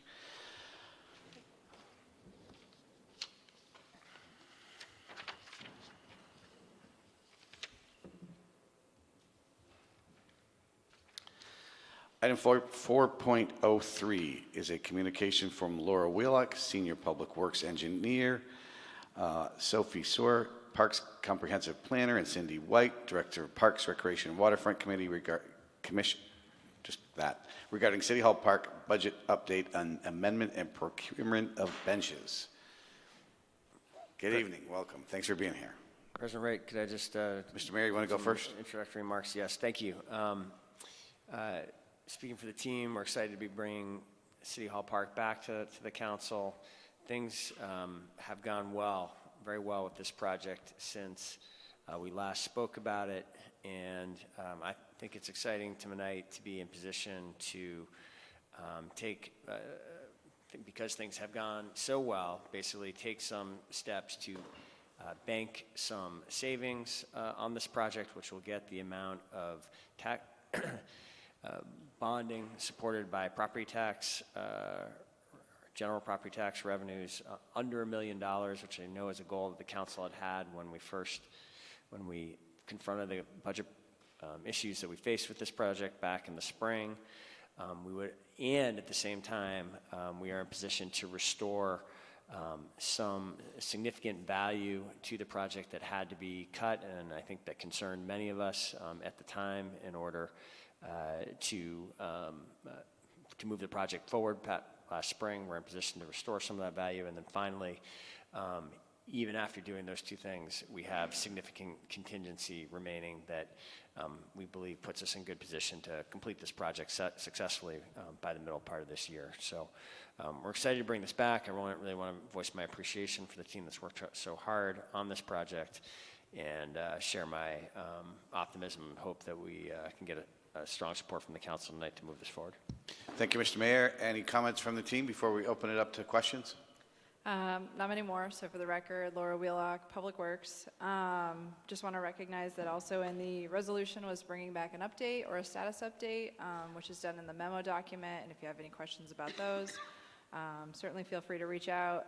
I do want to recognize that this is kind of a atypical motion and request by reducing a maximum limiting amount on a contract. It's not something that we typically do, but wanted to honor what was in the resolution and really solidify where we had capacity in bringing that maximum limiting amount down. Thank you. Cindy, any comments?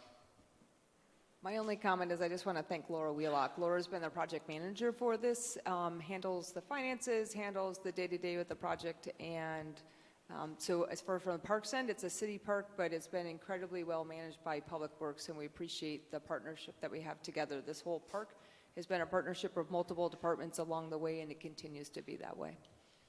Thank you. Councilor Tracy. Thank you, President Wright, and thank you for bringing this to us. I think back to our recent trip to Montreal and both of us, ogling the benches that they had in some of their parks. They have some nice ones. Just two questions I had on the benches. The documentation provided here references the Great Street standards, and there were two issues that I've heard sort of from constituents around benches, one of which is use of tropical hardwoods and not wanting to see tropical hardwoods used in benches. And then the other was what is termed hostile architecture. So, or like basically the use of like armrests or things to make it so that people like couldn't lay down on a bench or something like that to kind of separate or divide the bench in certain ways. Are you thinking of installing those kinds of benches, or is it just kind of a normal standard bench that you'd imagine? Just wanted to make sure. So the benches that are planned for City Hall Park are similar to the ones that went on St. Paul Street, where we had specifically ordered benches that were non-tropical hardwood. Actually, per your request, it's what made it into the standards. It is a special order from the manufacturer to be able to get this. As noticed, it does show it's fading a lot faster. So some of the ones that are facing the sun, you can see that deterioration. It's just a slight discoloration, but it is meeting the intent of sustainable wood for the bench. For the architecture, the only benches that would have kind of a center divide are the extremely long ones, like the 9-footers. The ones that were being priced and quoted, I think, are the 6s, which would not have the center piece. It would just be a straight bench. Okay, thank you. Thank you, Councilor Tracy. Other comments or questions? Hearing none, I'm going to recognize Councilor Mason for a motion. Thank you, A President long Wright. motion. I will make the motion to authorize the Director of Parks, Recreation, and Waterfront to execute contract amendments with SD Ireland Brothers Corporation, subject to approval from the City Attorney's Office to amend the total maximum contract amount for the Great Streets City Hall Park reconstruction to $4,735,286.80, which includes up to $225,000 in contingency funds for immediate allocation for park finishes and amenities, and up to $176,795.80 as additional contingency funds for the duration of the project, and to authorize the Chief Administrative Officer or their designee to effect all necessary budget amendments and transfers of funds to and from the above referenced funding sources as needed to pay for the above referenced project expenses. Do not need the floor back if there's a second. Thank you, Councilor Mason. Seconded by Councilor Polino. Any discussion? Councilor Busher. So I just want to acknowledge that this is good, that you're saving money and things have gone well, and I don't want that to be missed on me or anyone else.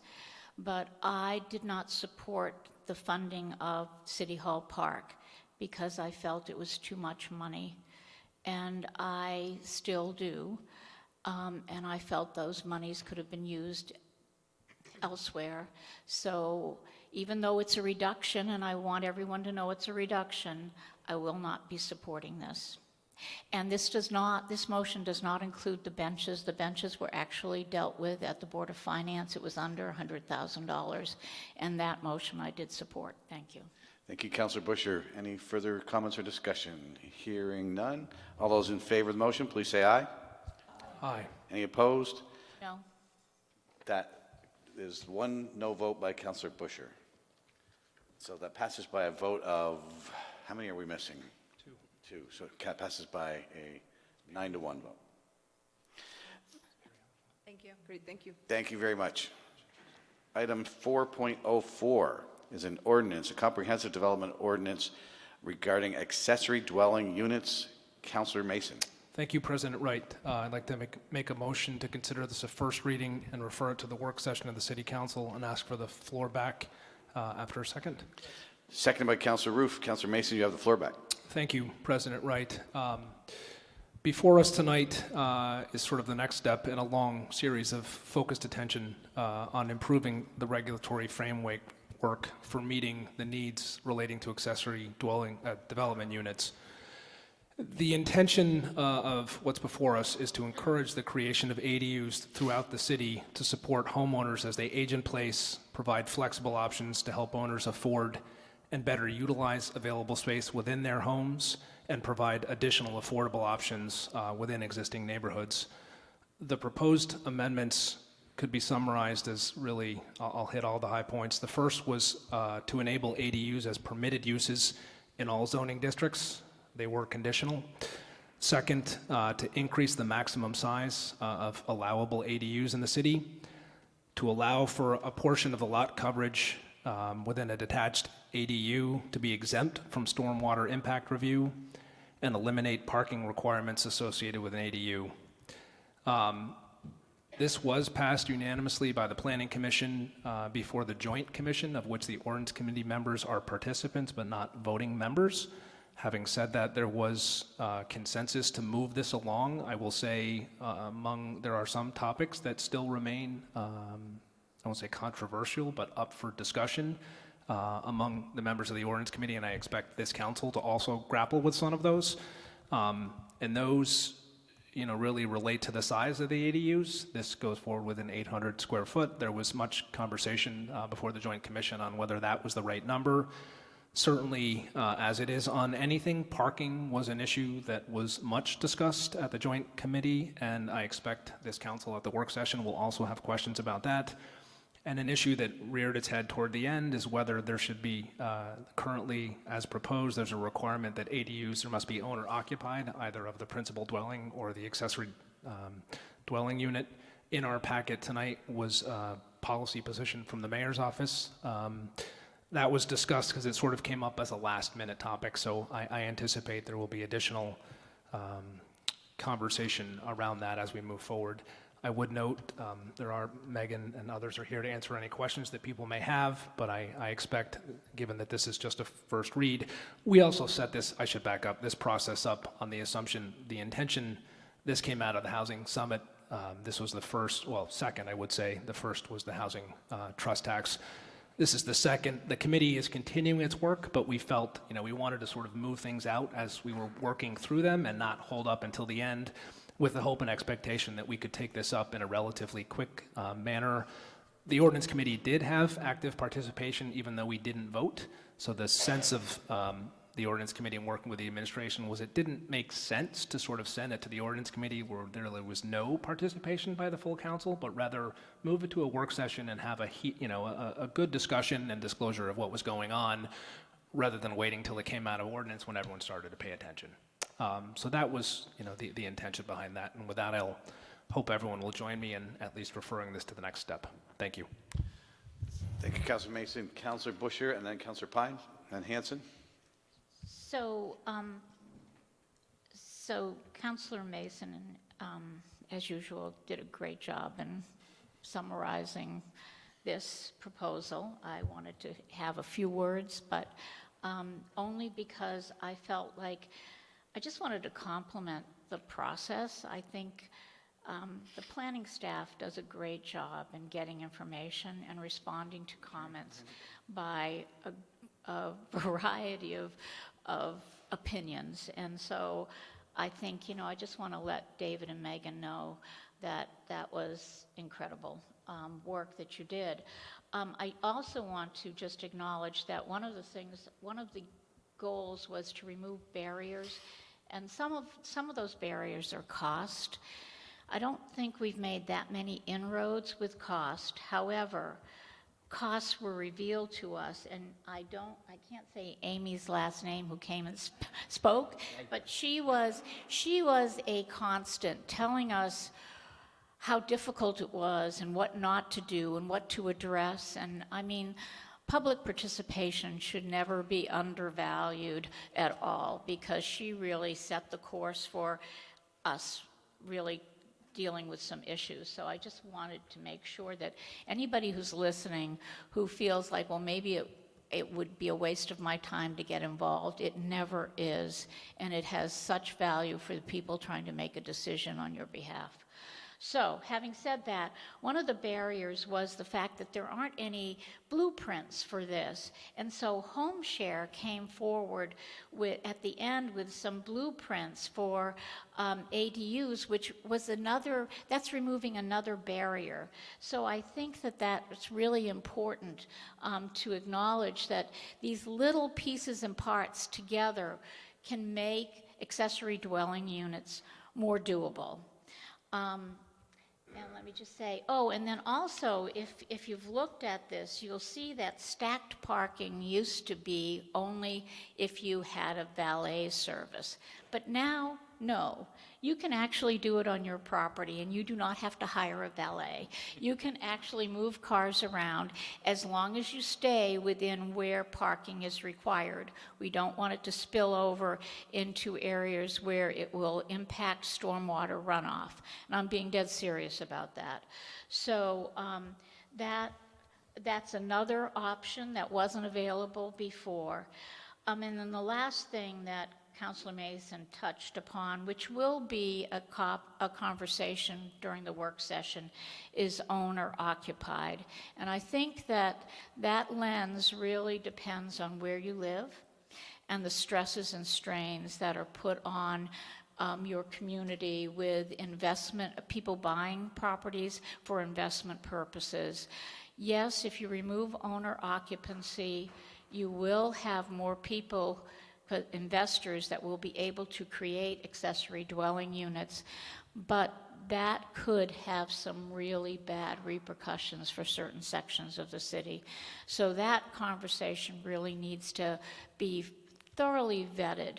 The mayor is very clear in his position, and I respect that. I'm really clear in my position, which is different than the mayor's, and I respect my opinion too. Thank you so much. Thank you for that, Councilor Busher. It's good to know. Councilor Pine, it's up next to be followed by Councilor Hanson and then Councilor Shannon. Thank you. And with all due respect to Councilor Busher, no. I tend to agree with the mayor on the owner occupancy issue because the research is pretty clear that communities that have decided to not require owner occupancy see ADUs adopted at a significantly increased rate. So if we really want to move toward ADUs, we've been discussing ADUs in this city and in this state for 2 decades or more, and we've seen almost none created. So if we want to move the needle, we have to be willing to think outside our boxes, and we have to be willing to consider basically the trade-offs, and I really want us to be open-minded about that. Can I just ask if the maximum lot coverage issue, I read it and I just want to make sure that I understand it, you could actually exceed maximum lot coverage under certain circumstances. Could you just touch on whether that's going to be a long list that's going to be impossible to meet, so it's in theory only that you can exceed lot coverage, or is it really going to be an option for people? Because the area that I represent is by and large exceeding lot coverage already in a lot of homes, so it would mean ADUs would be not available to my ward in the Old North End in general. So. Absolutely. That's a great question. So one thing to just note, additional item that we're going to post on board docs is a selection of slides that we used with the joint committee that answers and provides additional detail on a lot of the issues that were important in terms of guiding the reforms to the ADU ordinance. And lot coverage is certainly one of them. One of the things that we did look at related to lot coverage is how it affects different parts of the city. And you point out that particularly in the Old North End and in other, near downtown neighborhoods in particular, that is one of the primary obstacles for someone to create an accessory dwelling unit. So it's our hope that with the waiver process that's been outlined, it's not just a waiver in theory, and that was something that the Joint Committee definitely talked about, is not wanting that requirement to be overly cumbersome so that we're creating new barriers that somebody has to jump through in order to create an ADU. So the requirement is pretty straightforward in that if someone is interested in creating an ADU and they are either at or already exceeding their lot coverage, that they need to look at managing the stormwater related just to the piece of the ADU that's over the lot coverage. And we've talked with the DPW stormwater team about how they can help work with property owners in terms of figuring out, does that just mean a rain garden? Is that disconnecting a gutter, putting in a rain barrel, or is there, some other kind of mechanism that they can use? So we hope that it's not an overly onerous requirement, and I think that through the technical assistance program that HomeShare Vermont and CEDO are collaborating on, we can learn about how it's working with some of the early adopters, and if we need to make tweaks, we can talk about those too. Thank you, Councilor Pine. Councilor Hanson, then Shannon. Great. Thanks. Yeah, I just want to also appreciate all the work of the staff and of the Joint Committee on this. I've attended almost all of those meetings and really appreciated the degree to which folks who showed up were able to participate and give input, and that was really taken into account. So I think this is a good process. I'm glad that we're doing a work session as well. It's definitely a bit painstaking, but I think it's worthwhile. I do, in terms of the residency requirement, at this point I would like to keep that in, but certainly open to discussing that further, which we will, of course. And yeah, in terms of process, the biggest thing I would say, and for folks watching as well, is definitely show up to those meetings. It's really meaningful. And maybe one thing within the meetings that I think could help would, like we do at City Council, taking sign up and then inviting people to come up and giving them 3 minutes. Because one thing I have noticed at those meetings is that folks like myself who are more comfortable with this were able to engage a lot, and that was really great. But folks who aren't as familiar may have showed up, and because they weren't ever invited up, they didn't feel comfortable kind of butting into the conversation in that way, and so didn't necessarily get to engage. But overall, it's been pretty incredible the degree to which we've been able to discuss this as a joint committee, and the folks who have shown up as well. So I really appreciate it, and definitely will support this, and will continue to stay involved. Thank you, Councilor Hanson. Councilor Shannon. Thank you, and thank you for the work on this. I appreciate all that's been done to move this important issue forward. I also respect Councilor Busher's position on the parking issue, and wanted to say from my experience showing a whole lot of properties around the city and giving a lot of consideration as to how they can best be used, I have certainly run into the problem of parking being the limiting factor for creating an additional unit in housing that would really benefit from being divided into another unit. And it's been prohibitive for people to either be able to afford to buy a property, which would be affordable to them if they could create that unit, or just in terms of lifestyle, being unable to bring in maybe an elderly parent or something like that. And for no real good reason, for no benefit to the community, because there is enough parking on site. But really, what in my experience we're primarily running into is the prohibition on tandem parking. That's where the problem lies. And I don't think it's wise to take the leap to not having the parking requirement for the ADUs. Not having the parking requirement potentially puts a lot of burden on neighboring properties that are all vying for the same street parking. And as we increase the density, I do think it's important that that parking is provided on site. And as we are trying to get out of our cars more, I'm not sure that that means that there's less car ownership in the city than there has been. As we're increasing the density, I think we're also increasing the density of cars. And if we're able to get out on our bikes more for a lot of us, that means that we're leaving our cars parked at home more. Not that our car ownership has gone down significantly. So unless there is evidence of our car ownership going down, I would strongly urge the committee to consider going with a requirement allowing tandem parking, but not eliminating the parking requirement. Another thing that was raised by a constituent recently who was trying to create an ADU was an issue of having to sprinkle the unit, having to have fire sprinklers, which was a prohibitive factor and one for which he could not identify any regulation that actually required it. And if the committee could look at that issue and understand whether or not sprinklers are required, why they're required, and expressly state if they are required or if they are not required in this ordinance, I would appreciate that. Also, it's my hope that if we allow people to create accessory units, that they're not going to be used as Airbnbs, because that is not our intended purpose here. We want to create additional living units, not temporary housing for visitors. And also, I do support the residency requirement. I think that it improves the quality of housing to have owners living on site. So thank you for your continued consideration of these issues. Thank you, Councilor Shannon. And of course, we're going to get to discuss all this in a work session soon. Councilor Mason. Thank you, President Wright. That was going to be my first point, which is this is not going back to the Joint Commission. It's now before the Council. And I missed my last bullet point, which would have addressed some of. We did hear from Amy and other residents that sprinkler or compliance with building code was a cost prohibitive issue.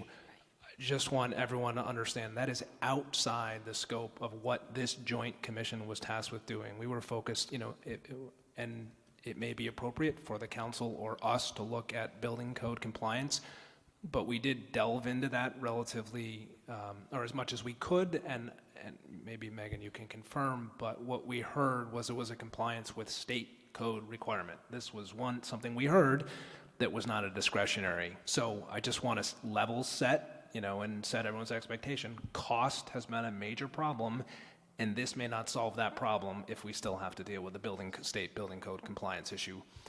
So with that, maybe some type of written submission articulating. I know we talked about it at length, but whether it was Norm or whoever, just a better understanding of exactly what the issue is, and that may serve as a launch to, further discussion.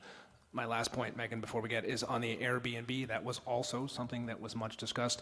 We have not yet taken up short-term rentals. That is right now we're still on parking requirements, and then I'm hoping at some point in time we will then turn to short-term rentals. But Councilor Shannon, your concerns, we are all well aware of them and I think share them.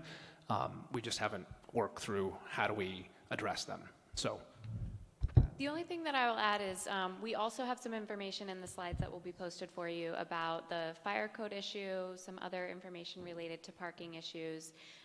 This did become a big topic of conversation for us. And on both issues related to meeting code requirements and meeting parking requirements, we talked a lot in the committee about trying to be flexible with this ordinance. This was one of the things that we felt, actually both of these issues were things that we felt really spoke to the need for us to think about an alternative maximum size for accessory dwelling units and to pursue a lot coverage waiver process so that we give homeowners the maximum flexibility to determine the size, placement, orientation of an ADU to best meet the needs that they have and to reduce some of those costs of physical infrastructure, paving, all of those things associated with building a new unit. So definitely something that we can talk more about and provide you more detail about in the work session. But we do have some information that you can look into in those slides before that too. All right, thank you, Megan. I think we should be ready. So this is a motion to consider this a first reading and then refer it to a work session of the City Council. All those in favor, please say aye. Aye. Any opposed? That passes unanimously, and that's the action that will be taken. It will move to a work session where we will explore all the issues mentioned. Item 4.05 is a resolution regarding the 2020 annual city meeting, a charter change. I will turn it over to Councilor Tracy. Thank you, President Wright. I would recommend that we waive the reading and adopt the resolution. And after a second, I can explain what this is regarding. Seconded by Councilor Paulino. Councilor Tracy, you have the floor back. Thank you very much, President Wright. The charter change before us deals with an issue that was brought to us from the clerk's office with regards to the availability of ballots. If you don't know, the state ballot, in elections where there's a state ballot and a city ballot, the state ballot becomes available 45 days before the election, and the city ballot becomes available about 28 days before the election, causing in some cases when a ballot has been requested to have the state ballot be sent separately from the city ballot. What the resolution documents is that we see a difference in when those in those two ballots being returned. So what we see is that the state ballot gets returned and then the city ballot does not, and so it seems that there's confusion in some cases, or that folks feel that they have done their job as voters and then they just do not send back the city ballot. So what this would allow us to do is combine the two on the same actual ballot form. And send them out at the same time. That, of course, would require that the city ballot be ready prior to where it is now at that 28-day period. It pushes it back because of the state requirements for the state ballot. So it does push that back.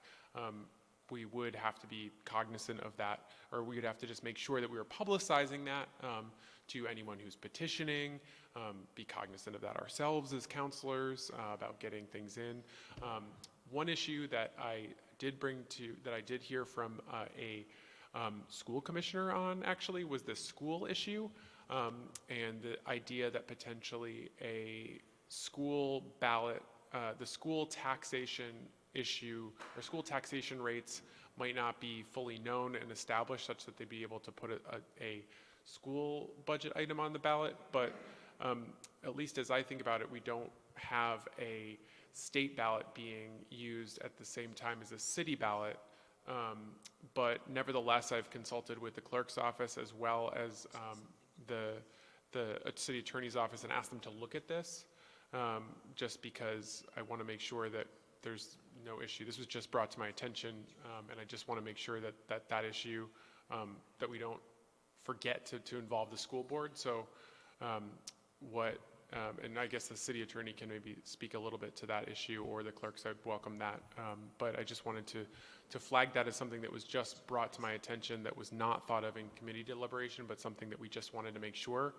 What I would say is that if you, in terms of the charter change process, if we move this forward, if we don't vote for this today, if we don't move this forward today, this essentially, this will not go on the ballot in any form in March.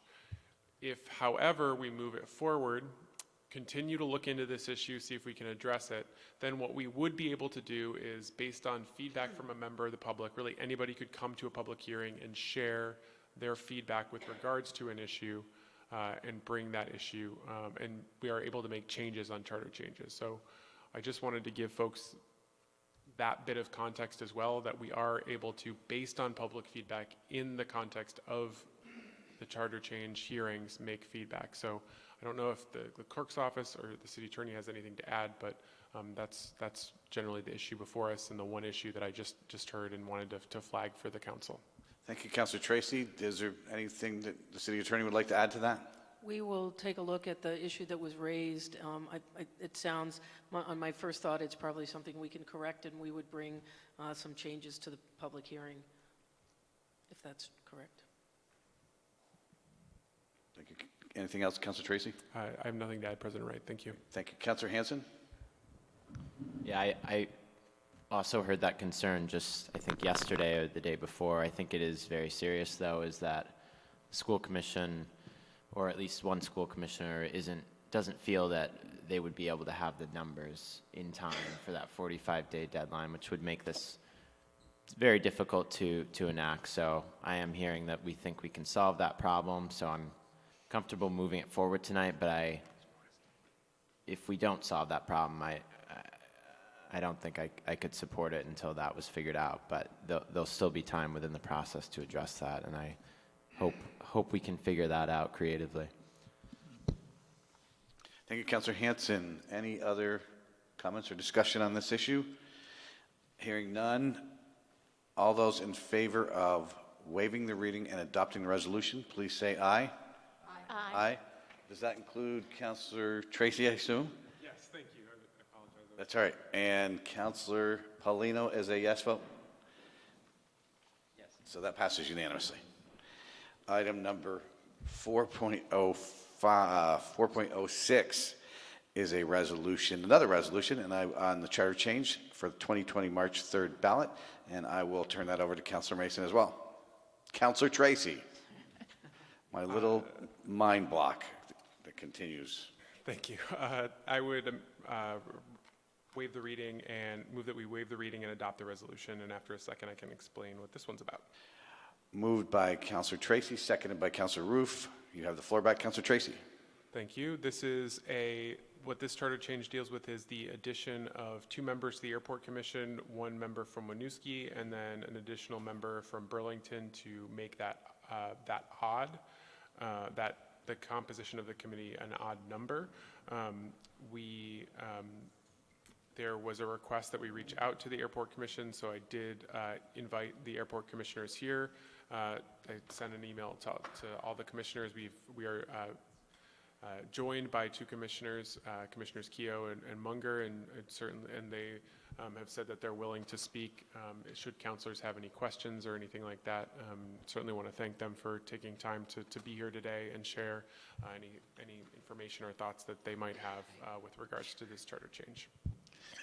Thank you, Councilor Tracy. Councilor Shannon.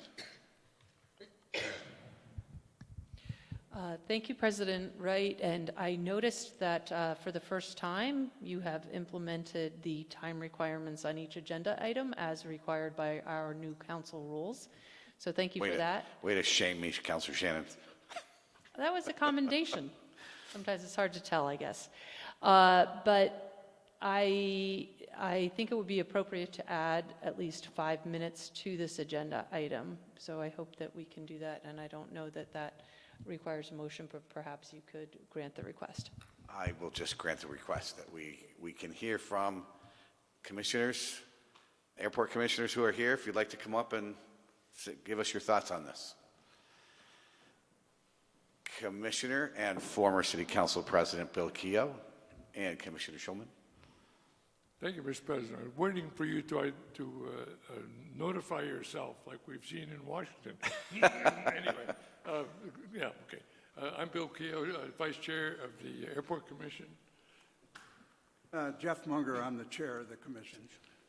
We're just concerned that we had no input with respect to this item, and because it's not as simple as just adding 1 more seat to the table.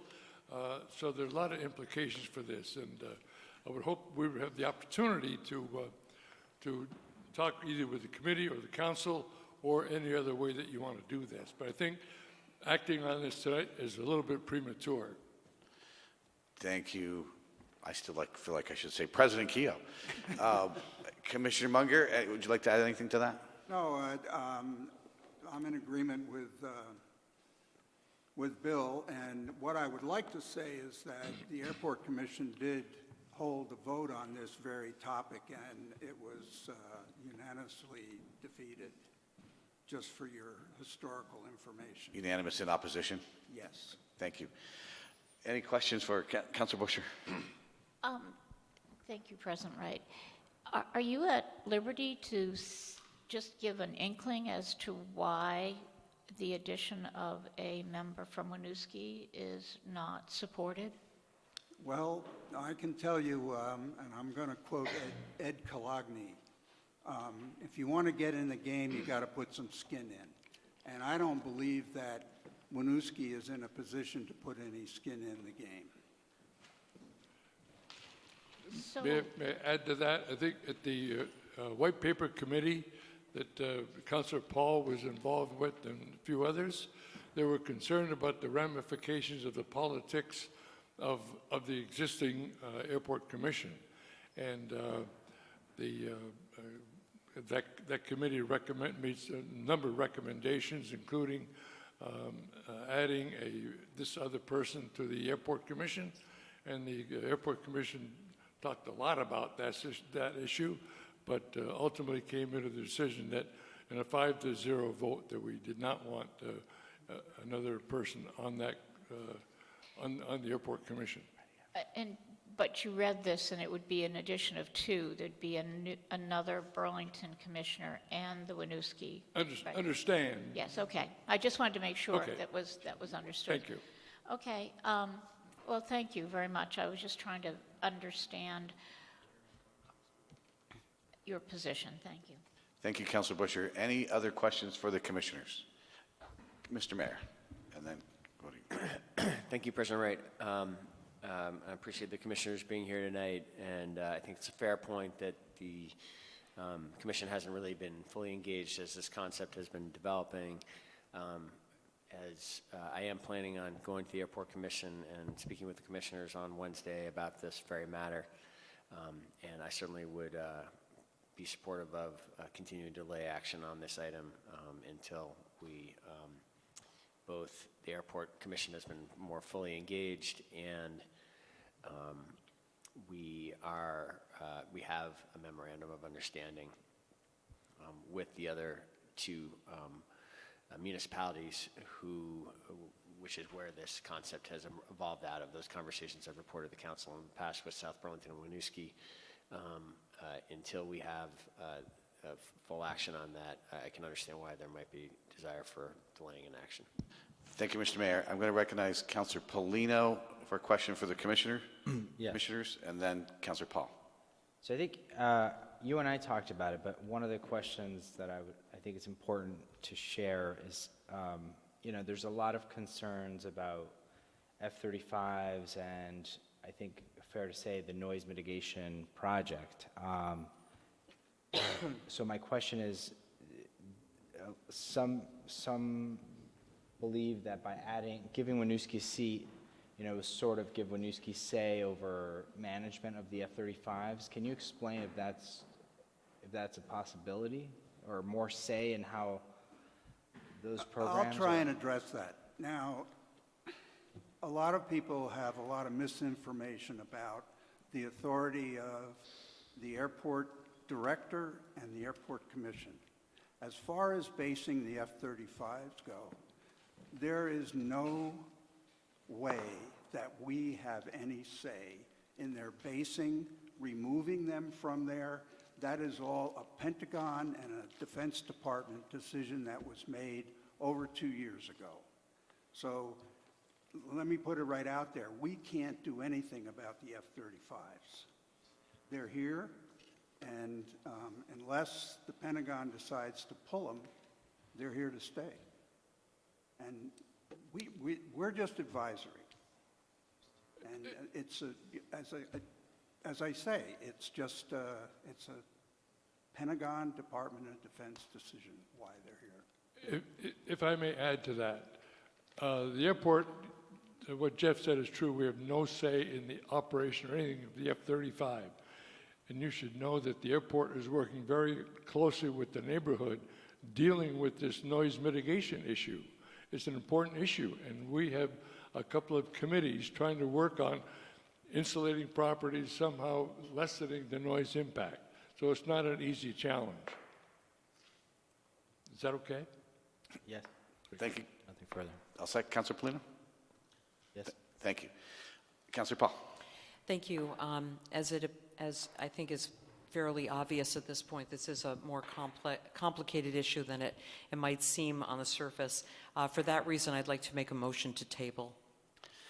Motion to table made by Councilor Paul, seconded by Councilor Shannon. Any discussion on the motion to table?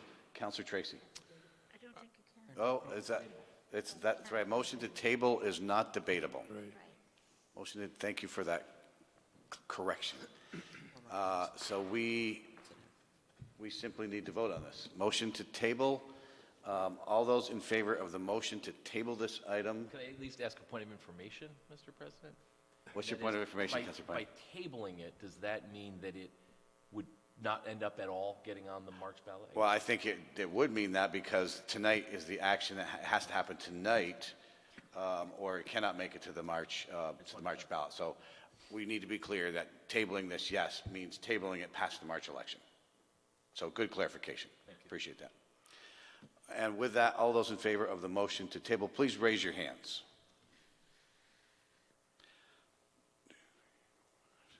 Those opposed? The motion to table passes by a 7-3 margin. And that item has indeed been tabled. Thank you very much, Commissioners Munger and Commissioner Keough. Thank you for your service. Thanks for being here tonight. And former President Keough, it's always good to hear the Bill Keough booming voice here again.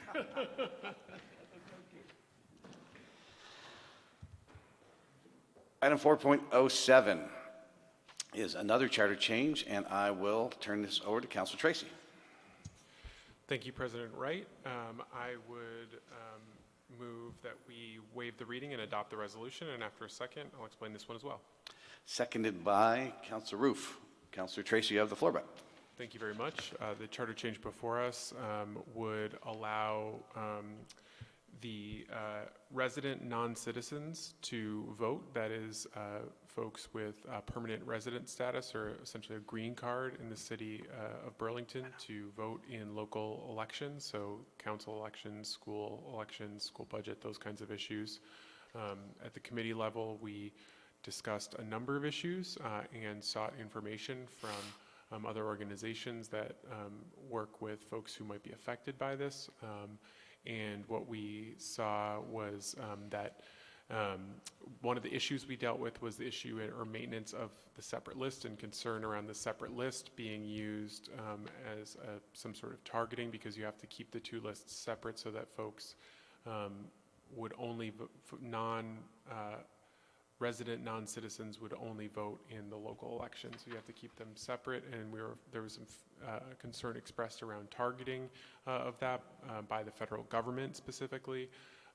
What we did find, though, was that, or what was shared with us by the city attorney, is that information, because of their permanent resident status, would already rest with the federal government. They would already have access to that information. So, and these are folks who have permanent resident status would be the ones who would be eligible under this to actually participate in those local elections. The other organization that we reached out to is Migrant Justice, and we asked just if they had any concerns or anything like that. Their response was that they want as many folks involved with the process, with the civic processes of our communities as possible, and they did not have concern. So that is the charter change. Thank you very much. Thank you, Councilor Tracy, for that description. Councilor Roof. Thank you, President Wright, and also I really do want to just take a moment and thank the Charter Change Committee for putting work in on this. It's not a simple issue. It's confusing and complex, and the city attorney also put in good work on talking directly with Migrant Justice and others who helped us work through some of those complicating issues.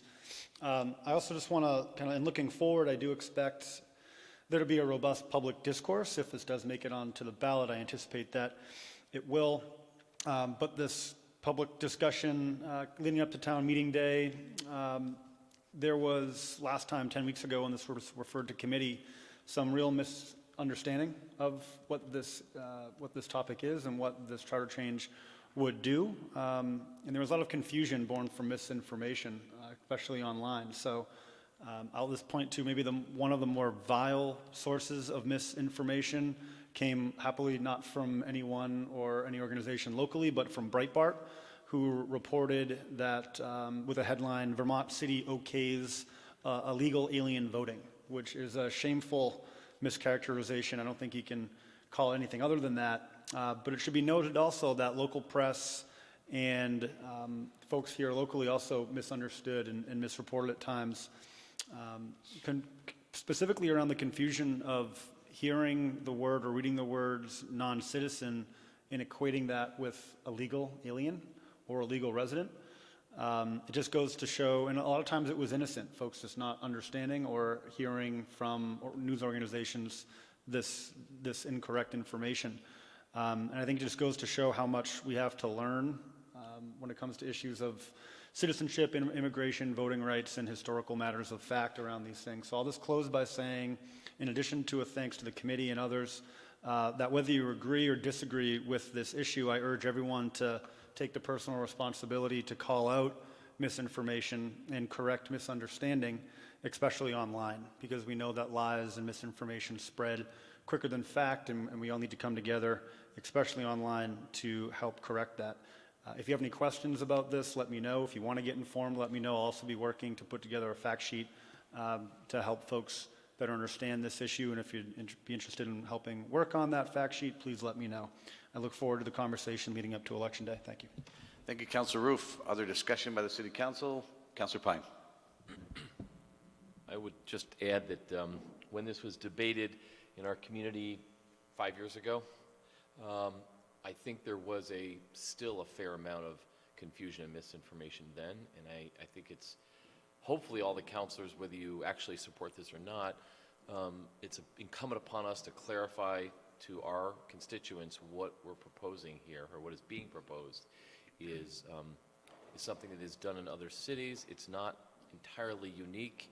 It is really, I think, a way to extend our democracy to people who've already made an investment in this community. They're already here, they're already participating in some way, and many of whom are actually paying taxes to help fund our city services. They have children in our schools, and they cannot participate until they go through a lengthy citizenship process. So someone can have a green card, and that can last. I have worked with many new American families who it has taken 7 years at least to get to full citizenship. And so during that intervening period, I think by embracing folks, by saying this is your community, you have a vested interest here, get involved, get engaged, I think what we're doing is really opening up Burlington in a way that we should be proud of, because we're welcoming more people into our community in a really meaningful way that will make us stand out among communities in Vermont and make people, I believe,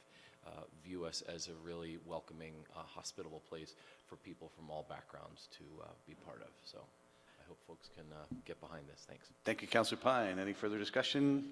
Hearing none, all those in favor of this motion, please say aye to put this non-citizen charter change to the voters in March. Please say aye. Aye. Any opposed? No.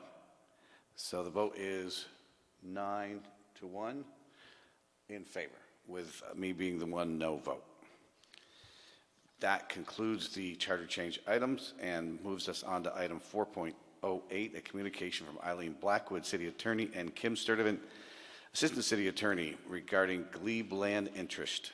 City. Do you want a motion first or no? We could take a motion from you, Councilor Busher. Okay, so I would like to move to retain ownership of all the perpetual lease lands within the city of Burlington and in which the city has an interest.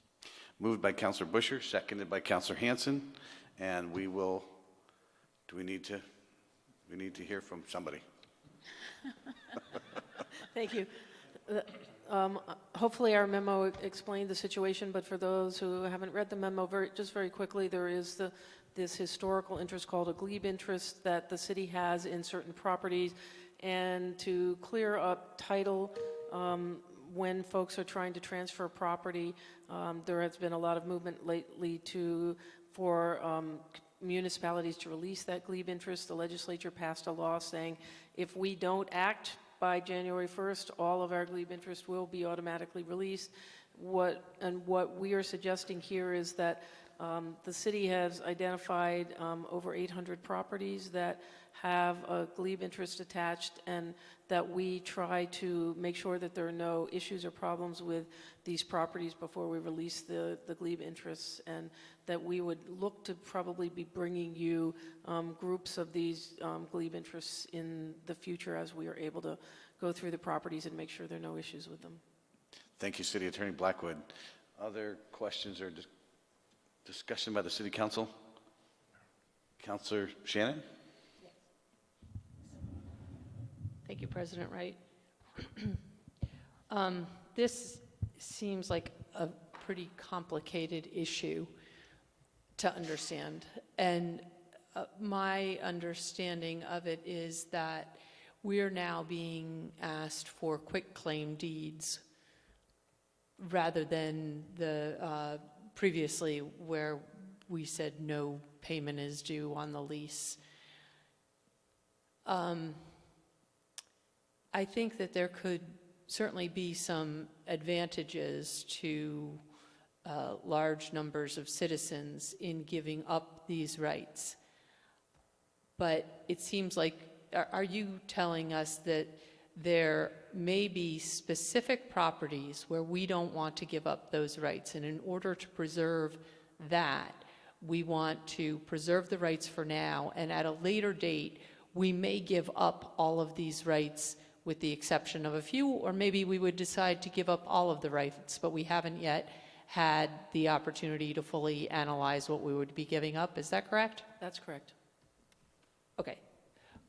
With that, I will support this. At the end of the day, I think that the city should probably release all rights on at least the vast majority of Glebe lands. But I appreciate the city attorney's caution in wanting to do a little bit of further review before we take that step. Thank you. Thank you, Counselor Shannon. Counselor Mason. Thank you, President Wright.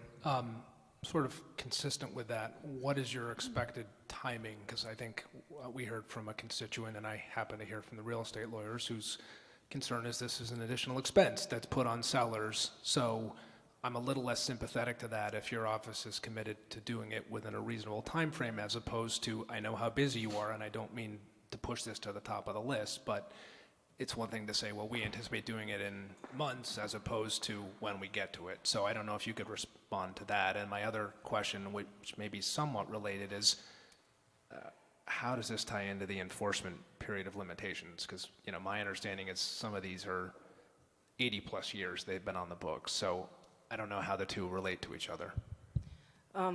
As to your first question, we're working away at the list now. We're about a quarter of the way through it. It's a lot of folks from planning and zoning and permitting and inspections who are looking at it. And they're telling me they might get done by the end of the year, but if not by the end of the year, certainly I think early in January. So we really are trying to put it on a fast track because we recognize that there are issues for lots of homeowners and that the legislature is trying to, you know, help everybody put it to bed. So we want to get it as close to that stage as we can as soon as possible. So that's our commitment in terms of that. And the second part of your question was? Forgot. I'm less concerned about that. I was curious how it tied into the enforcement period of limitations. As how it ties into the enforcement of limitations, I'm not sure exactly, but mostly what we're looking at is, for example, there'll be an open permit that needs to get closed in some cases, or there's a current violation that we're looking at with a property. And it seems odd to me that the city would release an interest in a property where somebody's not in compliance with our laws. And so we want to try to work on those things and make sure we correct those things before we release it. So it's not really properties that we're looking at that have long ago violations. I guess as sort of a follow-up, is this our only means by which to force the closeout of that permit? You know, meaning there are thousands and thousands of homes out there that aren't subject to Glebe lands, so the city does nothing in that unless identified by buyer's council? Or I'm just sort of, why the policy difference between Glebe lands and non-Glebe lands? Essentially, the city has various processes for closing permits, and it totally depends. But the issue I think here is that we don't have a list that says here are the thousands of properties that have problems. You have to go through individually and look at them in the city's program to figure out whether something does or doesn't have a policy, and otherwise we just kind of get to it as we go through enforcement. This means that folks are coming, that you know, now we're going to be looking at it, we're hoping essentially it's an incentive for folks to take care of their permits rather than us having to go out and search them out one by one and follow up on the permits. And it has proven to be that in the way that we've been doing it over the last couple of years. Because people haven't, when they come, they want to sell their property, and we identify this before they get to a full title search and necessarily and are at their last minute of closing. They got to plan ahead, they've got to do it, and it gives everybody time to get the permit issues and the closure issues cleaned up. So it's been working. We feel like it's been working well. We'd like to make sure that does that, and if we have properties that aren't a problem, we expect to bring them to you fairly soon in January to say, will you release all of these? Thank you. Thank you for those clarifying points. Any further questions or comments by the council on this? Hearing none, all those in favor, please say aye. Aye. Any opposed? Passes unanimously. That moves us on to item number 5, which is committee reports. Any committee chair who would like to report to us on committee activity? Councilor Tracy. Thank you, President Wright. Tomorrow, down at DPW, the Transportation Energy Utilities Committee will be meeting at 5 to discuss a number of different things: the 2019 snow and ice fighting plan, traffic calming program update, asset management resolution with potential action on that from the TUC, a resolution on climate crisis with potential action requested, and then one of the issues that is also, that's been with our committee for some time now, is a waterfront rail update from Chapin Spencer. We had hoped to get Vermont Rail into that meeting to share some information with us and ask questions, but they were not able to make it. So we'll be hearing from Director Spencer instead. Thank you. Thank you, Councilor Tracy. Other committee chairs? Councilor Pine. This is taking committee chair prerogative here, but I just wanted to point out that the council was told in previous meetings that the state needed our opinion or our views on where to locate the Amtrak. I don't think people know necessarily, but they did extend the deadline on that notification. So I just wanted to mention that we're not under the, they told us we need to notify them by the end of the year, and they gave us until mid-February to give them our preferred location. So You are sneaking one in there, Councilor Pine. I know. I felt like I did. Yeah. Other committee chairs, Councilor Mason. Thank you, Close President it. Wright. The Central Peddling District / Food Truck Committee will be meeting Wednesday, 5:30 in room 12 to continue our discussion of recommendations to the full council. My hope and belief this is our last or maybe 2 more meetings. Thank you.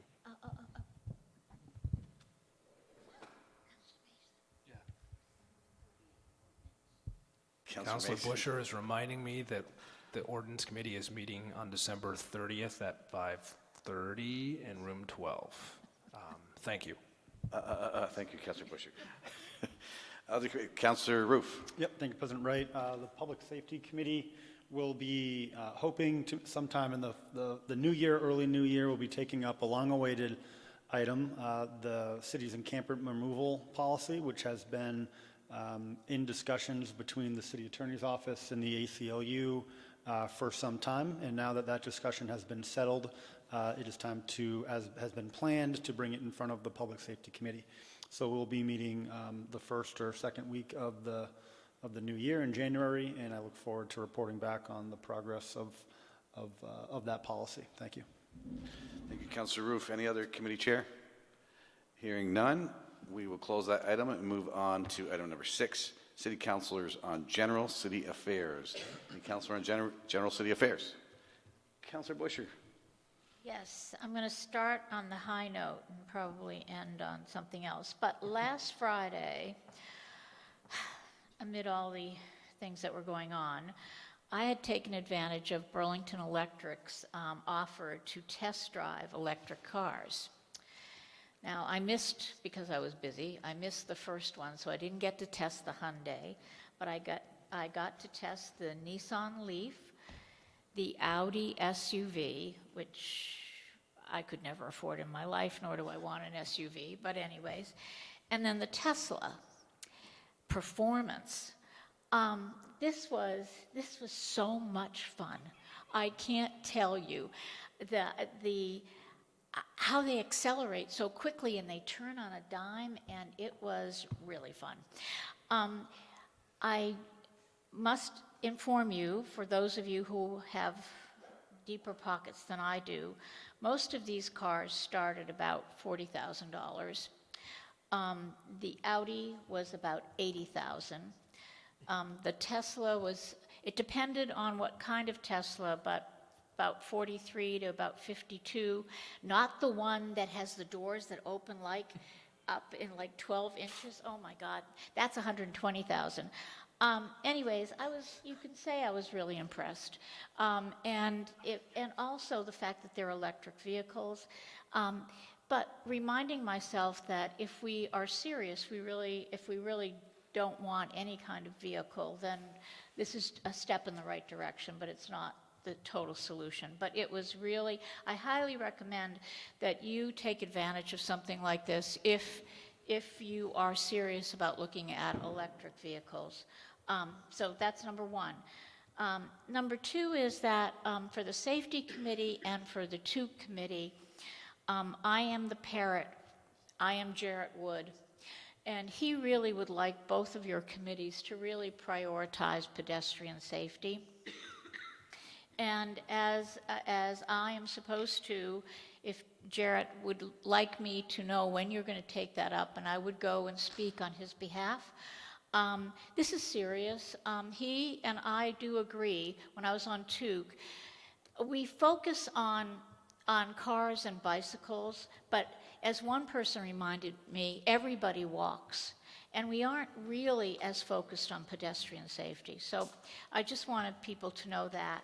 The last thing that I will touch upon, because I see President Wright jumping around in his seat here, is at our neighborhood planning assembly, UVM came with their consultant, Tom Heyer, to talk about their housing update. And so they talked to Ward 1-8 about the fact that Trinity was definitely identified as a place where medical students really would like to reside, and it makes total sense. Roll out of bed and you're at the hospital.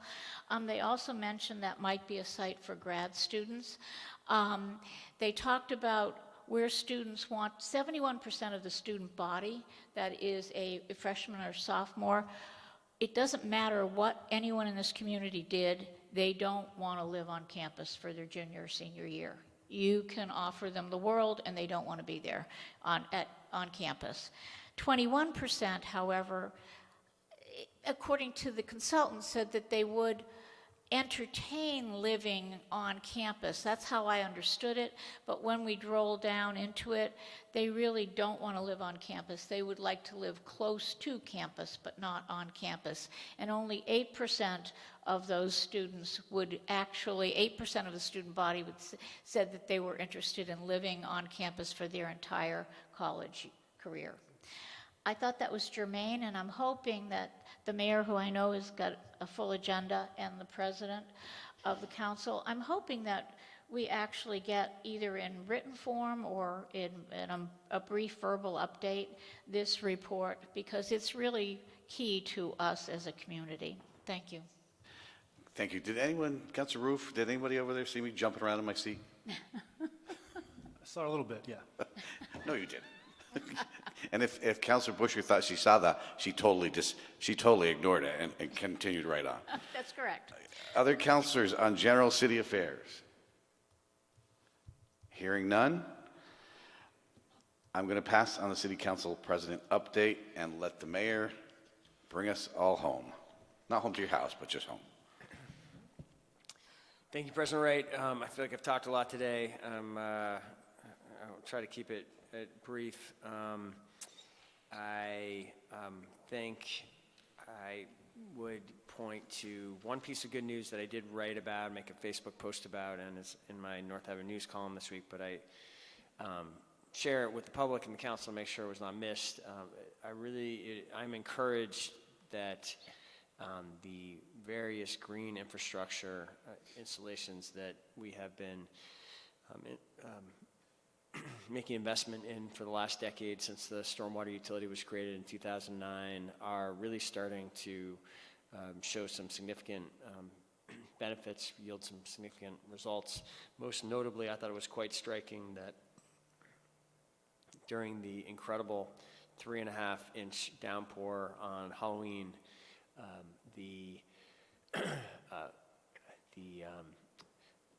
CSO, the combined sewer outflow in the, I believe, the Riverside area, which drains out of the Old North End and has frequently gone off in the past, even in that historic rain event, it did not go, it did not trigger, which our team attributed to how well the green infrastructure installations that have been installed recently in the Old North End worked. I thought that was quite encouraging. I do also, just finally, I think this is the last opportunity to have to encourage the public and the council to go out and get your highlight buttons for this year's New Year's Eve. The BCA team has once again done an incredible job organizing what promises to be an outstanding night, building on the success of last year's first ever highlight. Crowdsourcing once again a huge number of acts, expanding the number of venues over the prior over last year. Lots more information about Highlight can be found on the city's homepage and the BCA homepage, and I hope to see all the councilors out and about on New Year's Eve. I look forward to seeing you then. Thank you, Mr. Mayor. And actually, I will just take presidential prerogative just to say thank you, Mr. Mayor, for the Christmas holiday party last Friday. I didn't get to stay very long, but it was great. Thank you very much for that, and wish every city councilor and you and your family, Mr. Mayor, a happy holiday season, and every city councilor and everybody out in Burlington, including the reporter that's still here, and Brian Lowe, a Merry Christmas and happy holiday season. And I guess we'll see you in 2020. Motion to adjourn. So moved. Moved by Councilor Roof, second by Councilor Busher. All those in favor, please say aye. Aye. Any opposed? We are adjourned for 2019.